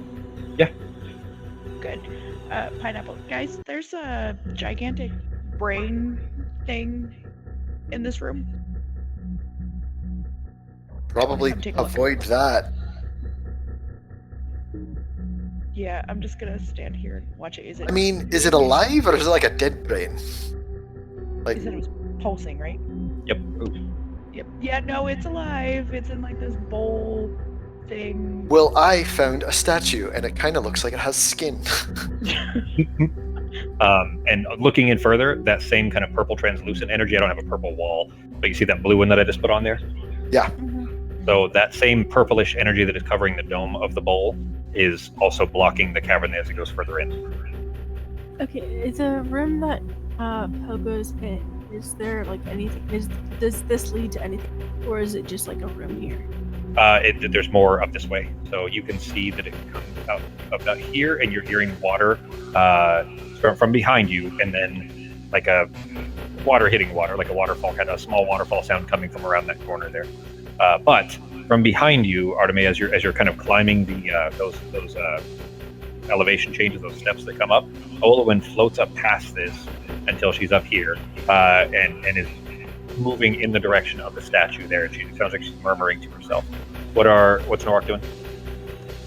Norak is always behind. I should have come to you already. Gee, sorry. So we'll get Norak to catch up here. I was just gonna hop over there and see what they're doing. Okay. I would say that's even below your. Well, it's really below your passive. So I roll it, but unless it's a natural 1, you're fine. You can almost step across. Better not be a natural 1. Taking over army. Yeah, you're fine. You jump across like no difficulty whatsoever. Launder kind of hops up right behind you, a little more canine-esque, pulling down on his haunches and then leaping over as you make your way up. You do, as you're coming up though, you just saw Olwen kind of floating in the direction of where you've heard Pogo echoing through that little tunnel, and she's floating over towards the statue there. You had time to get further, so what are you doing? Anything else? Where are you going, G? Yeah, I'm actually just gonna kind of keep a lookout behind, turn back around and kind of keep a lookout, make sure nothing comes up behind him. Okay, Launder's doing the same thing. He says, I'll watch the water if you need to do anything. I can shout pretty good. All right. Then I guess I'll just go in with everybody else. Okay. Then as you are climbing up the steps, Arteme as well, Olwen has her she's kind of just floating up, and as she gets up to what is essentially eye level with the statue, you see her kind of you lift one arm up and kind of floating towards it, towards the statue, and she is murmuring, but I would say that both Arteme and Norak, you guys are close enough to be able to hear her, and she's speaking to herself, but it's loud enough that you guys can hear. Poga, you're a little bit further away. She says, "What a beautiful, mournful melody it sings." And she kind of turns and looks at it. I was about to say, I was going to try to stab the statue. Oh yeah, you were stabbing the other. Yeah. I would say that this is, Well, I was going to kill the leech, and then I was going to try to attack this, just stab it, see if my sword does anything to it. Okay. I would say that it's below any chance of you even missing and stabbing a very slowly moving leech. So you jab it with the edge of your rapier and then fling it off, and it smacks against the wall and then falls in the dirt. And then as you're poking the statue, you hear that kind of murmuring coming from Olwen as she's floating in your direction there. Stab it as hard as that. Stab it with my sword if I. Okay. Stab. It's spongy almost. You stab it and it sinks in a little bit. This looks like it should be a carved statue of some kind, but it's fleshy and there's a little bit of give that should not be there for a statue. Yep, all the way. Put my whole arm into it. It sinks in about. I'm saying sinks, but it basically the skin pushes in. It doesn't sink in like it would if it were. It doesn't stab into it, but the flesh kind of concaves a little bit as it sinks in, and then it stops. It has about an inch or so of give, and then it feels like there's something hard behind it, like bone almost. But it doesn't. The statue doesn't move or react or anything else. But for Pogo, or for Norak rather, and Arteme, she turns and looks at Norak. She says, "Can you not hear it? The song is beautiful." And she's floating in the direction of it, trying arm outstretched, like she's gonna try to touch it. Nope, don't hear it. Sorry. Maybe it's a transition thing. She's almost catatonic. It's like she didn't respond. I'm gently gonna grab her arm and pull her back. Then maybe it's a transition thing. Okay. Give me. Oh, we're losing her, guys. Give me. If you tried to stop her before she had flown or floated by, I'll stop her maybe here. Give me a strength check.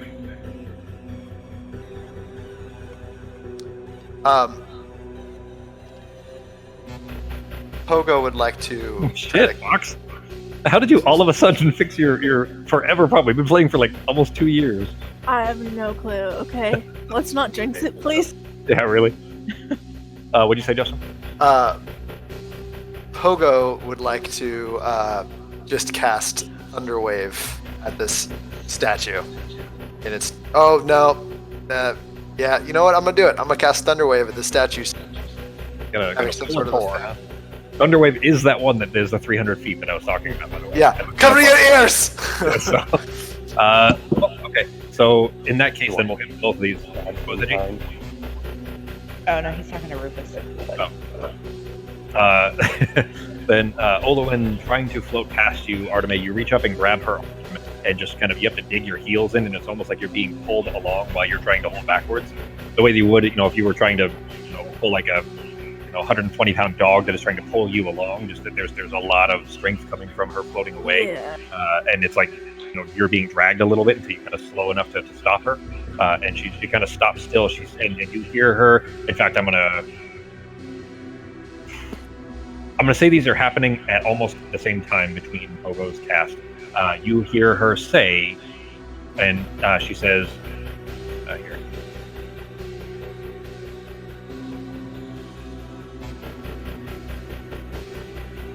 And Try just to when she says that, break the you can statue go or anywhere. knock it over. Break the statue or knock it over or something, since Thunderwave does weird shit against stuff like that. well, Shatter is the one you're thinking of. But Oh wait. but yeah. Oh yeah, it's okay. I'll use Thunderwave. And she, just as she murmurs, and now I too shall sing, Pogo sets off a thunderous blast that is painfully cacophonous in this tiny little chamber, because it is a 300 or a blast that is audible from 300 feet away, and you guys are all like almost point blank blasting against the statue here. Oh yeah. Do I hear that? Yeah, you Yep. definitely. Yeah, you do. Not only do you hear it, but it echoes throughout, back and forth of this kind of little bay-like cavern. It echoes off of the water and off of the walls, because there's a ceiling above you and everything, so it's all the way around of this explosive blast that erupts through all of this. Like the rocks on the ground, like when you see a movie and there's an earthquake and the rocks start to bounce off of the ground a little bit, bits of dust and loose dirt fall off of the walls. Just an explosion of sound erupts around this. The statue, you're right in front of it. Go ahead and roll the damage for Thunderwave, Justin. Okay. The statue doesn't really need to make a dex save because it can't exactly jump out of the way. Well, you rolled shitty on the damage at least, but I guess That's not bad for 2D. that's above average. I was thinking it was higher damage than that. The blast of this kind of explosion in front of it almost seems like it has blasted away some of like the moisture, like this kind of clamminess off of the skin. The statue doesn't move; it doesn't react beyond that. But the noise is enough that it appears to have shaken to knock Olwen out of this, because there's just this massive explosion, and she kind of shakes her head and puts her eyes a little bit and looks around like she was entranced somehow, and kind of stops and looks down and sees Arteme's hand holding her arm and kind of yanks her elbow free. Get her away from this fucking statue right now!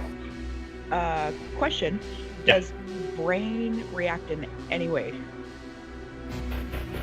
Were you staring at the brain when I the would have been, because I was watching for anything weird coming from the brain.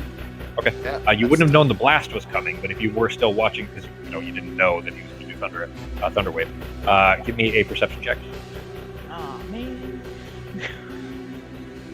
Perception. Give me two things. I want a perception check, and I also want a wisdom check. Wisdom save.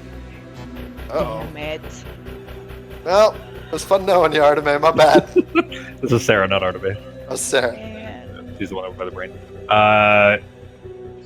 The brain stopped pulsing for probably 5 seconds, and it's like a heartbeat. It's pulsing like a heartbeat almost. So it was a weird pause, and it's not expanding a lot, but it's enough that you definitely would have noticed if you were staring at it. And there was this kind of faint sound of a distant scream coming from the direction of the brain. Only you didn't hear it in your ears. Especially with your ears just ringing from the fucking blast of sound that went by.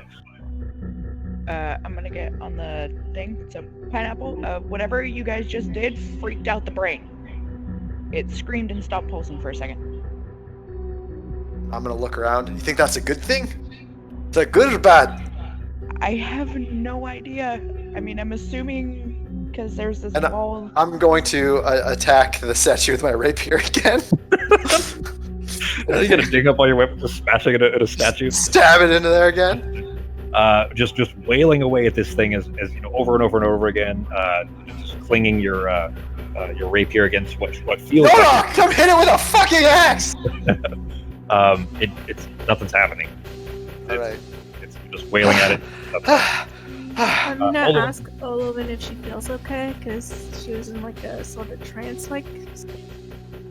She says, "I feel fine. What are What do you mean a trance? Let's get her away from this thing. You said you Keep moving. heard the Elvid statues singing, and you were gonna sing along with. I want Pogo, Arteme, and Norok to give me memory checks. Olwyn says to you, "Do you smell that?" To Arteme, that smells. And she starts to float this direction up here. Just kidding. All right, get to re-roll it finally for tonight. Yep. Arteme, you got a natural 20. Okay, I would say that it's not even slightly. You remember exactly why what she said sounded familiar. She said, "And now I too shall sing." Do you as players, do you guys remember that? Does that sound familiar at all? Yeah, that Bottle was said it on from the ship. boat. Bottle. Wasn't it also from that random girl that was like fought you and was like on a roof like before you guys even got to that town or something? They were hearing a song there. That was the session Oh, yeah. that in on Justin that you weren't playing yet. That was the session before you played. That was something different. Yeah, but they were hearing a song as well. That was Fae music, but this is a little different. But Pogo, you would remember also the kind of musical sound you were hearing from underneath the ship. Yeah. Remember where you guys fought Bottle? I'm looking for the backup note so I can put it in Discord for you guys.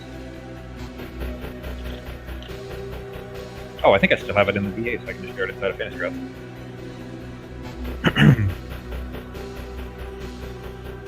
Oh, maybe I don't. It's in here somewhere. Let me find it real quick. But yeah, it definitely, Arteme, you remember for sure that was what Bottle had written in his journal. He gave back to Ozzy. Right. Okay. Where the hell did I put that in? Someone please get her away from the statue. Not going towards the statue anymore. She's going and. She seems aloof all of a sudden. Maybe we should start little. going up these other stairs and find out what's up this direction. There we go, I found it. And get Arteme back here. I'm going to drop it in Serafina back here. for you guys. The last page of Bottle's journal, it wasn't just gibberish. There were some gibberish notes afterwards. Was this? Right, the elephant with the weird brain. And he had scribbled below that, "And now I too shall sing." And that's what she said as she was floating towards the statue before you snapped her out of it with that thunder blast. But she's floating this way here. You guys aren't stopping her, so she's floated over here. She asked you, "Do you smell that? That smells wonderful." And she starts floating over here. Actually, Norok and Arteme, you guys can see a little bit in here. Hey, do we smell anything? It smells like fresh water, like clean. While they're going in there, I'm gonna investigate the statue. See if there's anything. neat You or valuable wailed I on can it? Steal. Yeah, it had made nothing, like no difference as far as the attacks on it. Go ahead and give me an investigation. I'm What's gonna Norok look in doing? this. Okay. What's Norok doing? Yeah, he's got to unmute himself.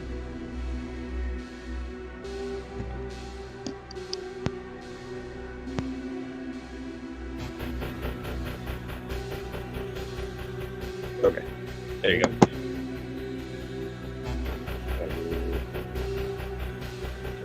I guess just head this way, wherever they're going. Okay. The smell of this chamber still has kind of that gross poison sacred smell coming from the bay behind you. But where Olwyn and Arteme are going down towards, it smells like fresh, clean water, not even seawater. But it smells very nice coming from there. It seems there's a peaceful feeling coming from that direction.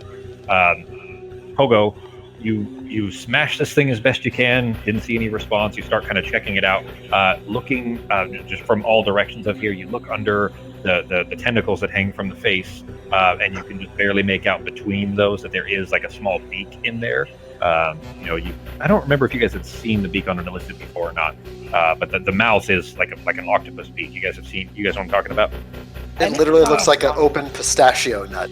Yeah, exactly. That's exactly what it looks like. Yeah, it's like You're welcome. Yeah, that's perfect. That's exactly what they look like. And it's still just stone. Like, it doesn't look like something I could just fucking break off or Yeah, anything. it looks like it's one solid piece. It looks and feels fleshy to the touch, but it's not moving. It's definitely not alive as far as you can tell. I'm gonna look at it right in the eye and be like, I don't like you. I'm gonna run as fast as I can, and I'm also Make a gonna wisdom yell. save. Oh no! no. I'm gonna yell like to Serafina to get back in. Serafina! Come join us! Alright, well, there's this like energy wall blocking off the rest of this path, so I'm pretty sure if we want to get through that, whatever you did over there affected the brain. I'm pretty sure we gotta do that until the brain stops. If we want to get through. And then I'm gonna start heading that way, as I'm saying. Okay. You're gonna fly back across? No, I'm flying this way. Like along this? Yeah. Okay. Alright, then you make your way over You know there. what? We're coming up on time here. We'll call it here in just a minute. But from this chamber here, I'll tell you what Artemis and Olwen are seeing here. This pool here, on the far wall, you guys can see the statue there. The far wall, there's an intricately carved statue of aged marble, and it depicts a bald male Monodoran elf and his Gwenda, same people as Artemis. And he's wearing plain, unadorned robes, like a priest. And his hands are held up in front of him, like his palms are held upward, and there's on those hands is resting this sparkling crystal-like depiction of the gem of lost memories. Their faith, or the most common faith on Gwynsair here. And out of the center of the gem is this spout of water, and it's pouring like this thin waterfall that's filling this kind of basin. It looks like it was supposed to be something smaller, but because of the destruction, the room is destroyed and it's just filled most of this room here. Like it's like a separate spring that does not appear to be touched by the taint that is the water out there. But before you get too close there, the pool itself is crystal clear and immaculate, and looks, you can see straight through to the bottom. It looks about as pristine as it could be, but strewn in a semicircle about 2 to 3 feet or so from the pool's edge, all the way around, are at least a dozen or so dead leeches. Dead and each leeches? of them looks, leeches, like the same kind of mind leech that you just killed. And each of them look completely desiccated, like they're just a chunk of like a twig of like dry purple jerky, like they've been out in the desert heat for weeks. That's what they look like, and they're just kind of in a circle or semicircle, kind of surrounding the edge of the water, like they may have gone to the water to try to get drink or something of that sort, and then were immediately poisoned and dying from that and trying to retreat from it, and then just died in this kind of row on the outside. Can I walk up to the water and just take a look at the water and see if I notice anything weird out of the... Yeah, go ahead. Give me a perception check. Olwen says, as you're approaching the water, I'd wondered if this pool remained. Do you smell anything weird? Do you know about this? Do you smell anything weird? Well, this is one of our sacred pools. And she looks at Artemis. She says, "This is sacred to us." I'm surprised it's still here. I'm sure they've at least attempted to taint it, but it looks to be exactly as it should, except for the destruction of the room. Is it known to be dangerous? Oh, much the opposite. You'll find if you drink from this spring. Insight check. Sure, go ahead. It says your wounds will lessen, the rigors of battle will fade. You believe her. I'm gonna stick my hand in it. I'm gonna find a part of my body that's... Actually, I guess I'm not really hurt anymore. Well, I'm gonna carefully go and get my... You know she's telling the truth, by the way, Artemis. You knew about this. You didn't know this temple was here, but it is normal for your people's temples to have these kind of springs. Yeah. I'm gonna grab a water skin and fill it with the water. Okay.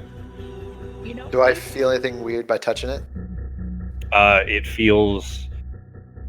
Your hand feels de-aged a little bit. Ooh. Like a spa treatment almost, kind of a thing. You just got like a pedicure. Or, is it pedicure? Manicure. This is nice. Some of this might go nice with my blood. How far along is Olwen's transformation? I guess, what are you trying to measure it against? If he goes in the pool, will he be better? I'm assuming she's turning into an elephant, so I want to know, like, how... She doesn't have face tentacles yet, let's say, at least. The physical transformation, you haven't seen much except the clamminess of the skin, that she was getting more and more awkward with that. The social and say, mental effects are more pronounced so far. I'm going to leave this up to you, but I mean, if you want to touch water, there's a 50% chance it could stop the transformation. I'm assuming 50% chance it could kill you. Meanwhile, Pogo's like, he's deep in it. As what deep in it? like waist deep. Like Oh, okay. That was he's a just like, perfect this cutout. is of time. nice. This is so Deep into nice. school. I would just kind of glare at him for taking a bath and say good morning. Not even in Oh, like are we not swimming supposed trunks to or do anything this? either. Like Is this not? No, Oh, that's not what it's meant for. at this point, I'm like having my mouth up. Spout is coming.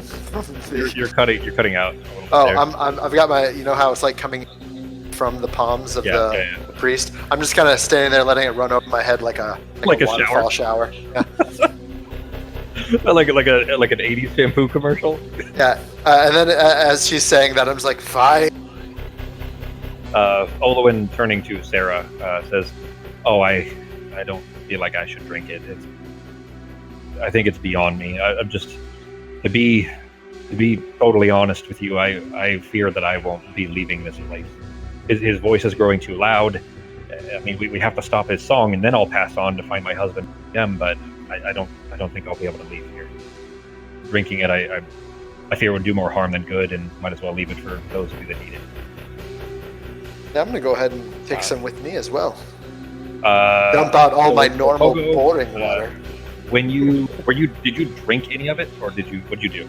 I mean, I it didn't probably bring got in Dave my in. mouth. Yeah, it probably got in my mouth. Uh-oh. Story of Justin's life. Oh, no. Still had a ton of effects on her. Of course, no longer raging. The bit that you ingested, you feel immediately invigorated from. Go ahead and restore your spell slots. Oh, do I know this? Like, guys, you should drink some of this. You feel the exhaustion. amazing. Yeah, I mean, she had told you that the rigors of battle would be faded, but it does. I mean, you can feel your arcane potency returning. Ooh, my potencies are turning, guys. Wow. I'll drink it. Okay. Then Artemis, same thing. You drink that, and the kind of exhaustion that comes along with expending some of your arcane or your natural capabilities, rather, returning to you. Yay. I'll fill up my water skin with it. I don't know if it'll last, but well, normal water in it. Can't hear you all of a sudden, Justin. Did you move your headset or something? I did. I'm gonna do the same as Arteme. I'm gonna go ahead and dump out my normal water and fill my water skin. Oh, I thought I had my water skin with. You fill it up, Arteme.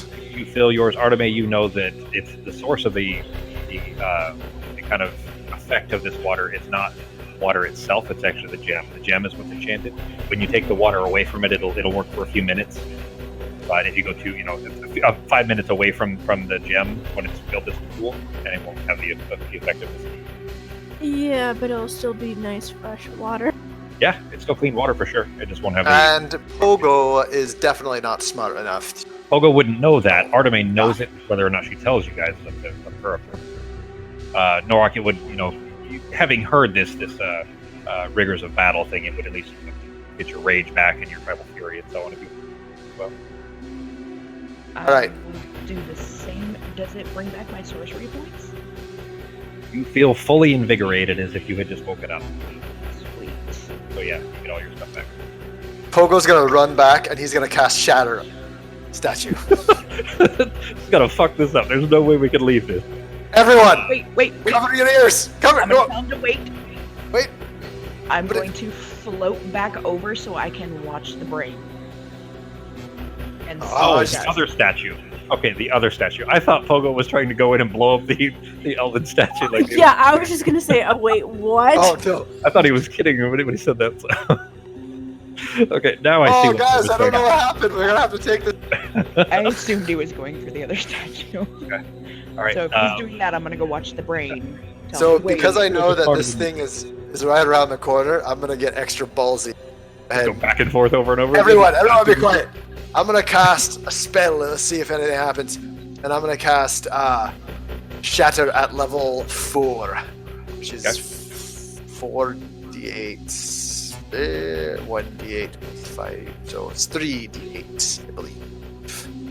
Okay. No, What yes, 3d8. So Olowin says, "Let me float out here first. Let me get out here first." She doesn't say float. Because yeah, you get are- away from this. We don't want And then anybody go to get. with her, and then I'm gonna cover my ear. Yeah, Nork, what are you doing, D? 68. I'm going to go test out the pool real quick too. Okay. I don't know if I'm injured, but test out the pool real quick and then carry on with them. All right. Then you take a good drink. Then you get your rage and your tribal fury back. That's all you expended? Yeah, it looks like it is, huh? All right. Are you guys ready? Everyone, plug your ears. Launder slaps his hands over his ears. The the blast smashes the stone around the pillar, kind of up and around it, almost like blasting the dirt away. The kind of pedestal that the statue is on. The statue doesn't shiver or shake, but the stone, the wall behind it, begins to split and crack, and it's still there, but it's like the cave around you is shattering as well, and you're standing inside of it with a roof above you. Did the brain react? So, from your perspective, and this is where we'll stop. That's my deck save if I need to use it. It hadn't collapsed on you yet, at least. But it looks like it will. But it does look like if you blasted this too much, this cave would collapse into where you are. From what you watched over there, Sarah, the brain shrunk in a little bit again, like it kind of froze as if it was injured slightly, and then resumed its pulsing. But the dome that covers this thing, the kind of translucent dome, this like thin violet color, shimmered a little bit and then came back, except where it covered the base, it is gone now. It is not covering the base anymore. It's only a dome covering just the top of the bowl, so just the brain essentially. Whereas underneath it is a metal plate beneath the underneath it. So the bowl is bowl shaped. The feet are holding it up, and then between the feet, beneath the bowl is like a metal surface. And sitting on that, there are 8 small, look like stone from this distance at least, orbs that are maybe 3 inches rather in diameter, that are sitting on the plate. And with the shaking from that shattering, kind of blasting all the caverns around, they kind of pop off the plate and then land back down just from the way that the stones did, kind of shimmering around on the plate below, and then the brain resumes.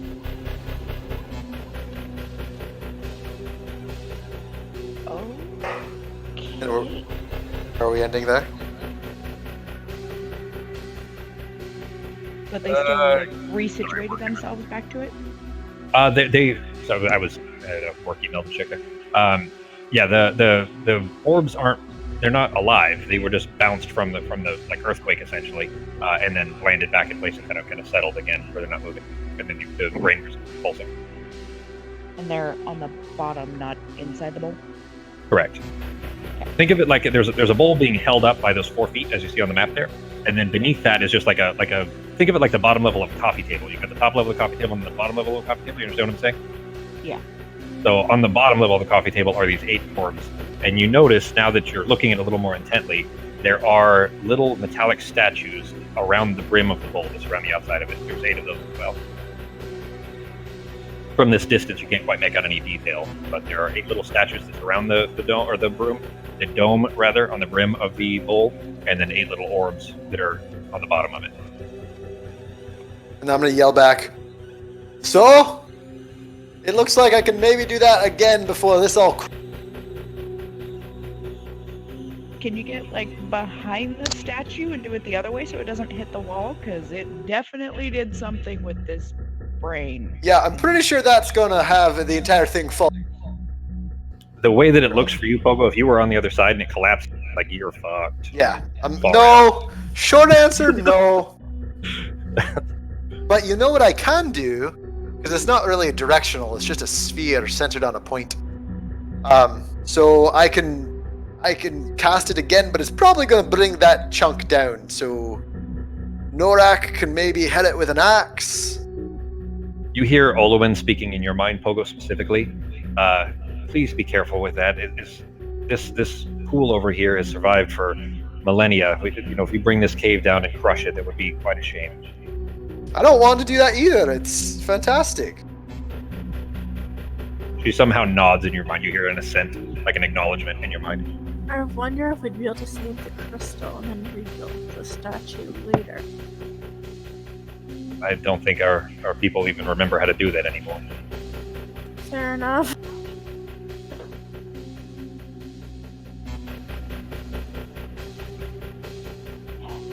Right, well, we gotta do something. I'm pretty sure we gotta All right. kill this. I am going to cast Shatter again. Okay. I'm Be going very to careful. move. Let's see. It's what's my distance? All right. I'm gonna move.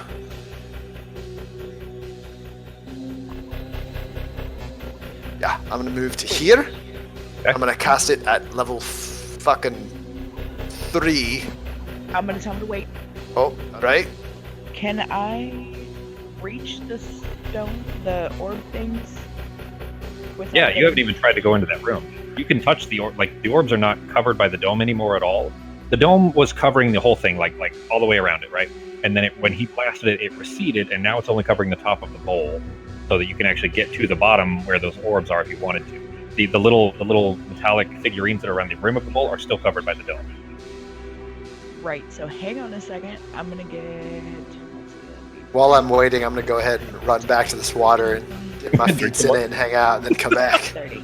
Right, so I'm gonna get within Yeah. here and use Mage Hand to try to plug out one of those orbs. Okay. It's you lift it up, just fine. Nothing happens. No. I'm gonna pull them all out. One by one. Yep, see if Like anything hold up happens. to you. Yeah, like pull them at least like to Like drop them in the here. dirt. Yeah, Okay. just to like there and drop them in the dirt. See if There anything there are slight differences amongst each of them. They feel like they're metallic. From the sense you get from the heft when the mage hand lifts them, but each of them seem just very slightly different. Without inspecting closer, you don't see how what the differences are. But you pull them over and drop them in the dirt. Nothing appears to happen. I'm gonna step up to them and look down at them on the ground. I'm not touching them.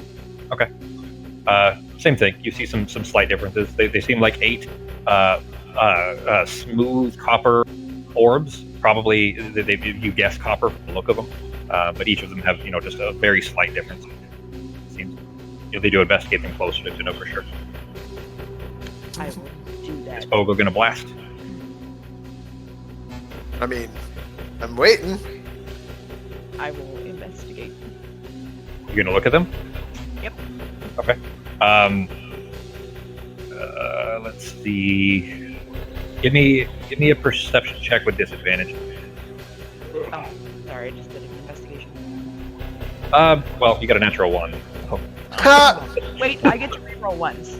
you do. All right, go Oh, ahead. you do. Oh shit, I hit disadvantage. Sorry. It's fine. It was a 4 and 11, anyways. From a distance, the only thing you're seeing. One of them has a vague kind of a reddish whirl in it, almost. It's not moving. It's just like the color. Like there's a certain patina to it.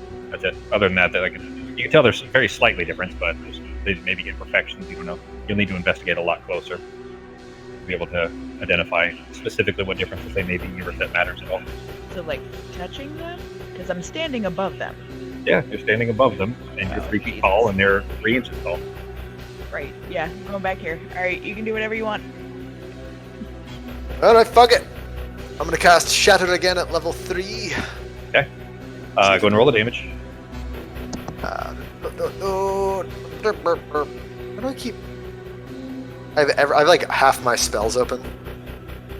You can just click the magnifying glass to close them. That's level 3. Shatter 8. I think that's Shatter. That's a really high roll. Roll a percentage dice for me, Justin. Oops, that's not what I wanted. I want. Ow! Stop it. Percentage. That's not right. That's the one. Third from the left. Right click it. There you go. 400. All right, so you aiming 4% of this map stays. close enough. Aiming as much of the concentration as you can into the statue itself and trying to avoid the splash. a butterfly flies by, some kind of whatever the case is, you just were not able to focus enough to aim the energy as you had intended to, and instead the wall behind it shatters and splits, and with a ground shaking eruption, it caves in straight in front of you and kind of rushing in your direction of this explosion of dirt and dust coming out in your direction, immediately filling this cavern.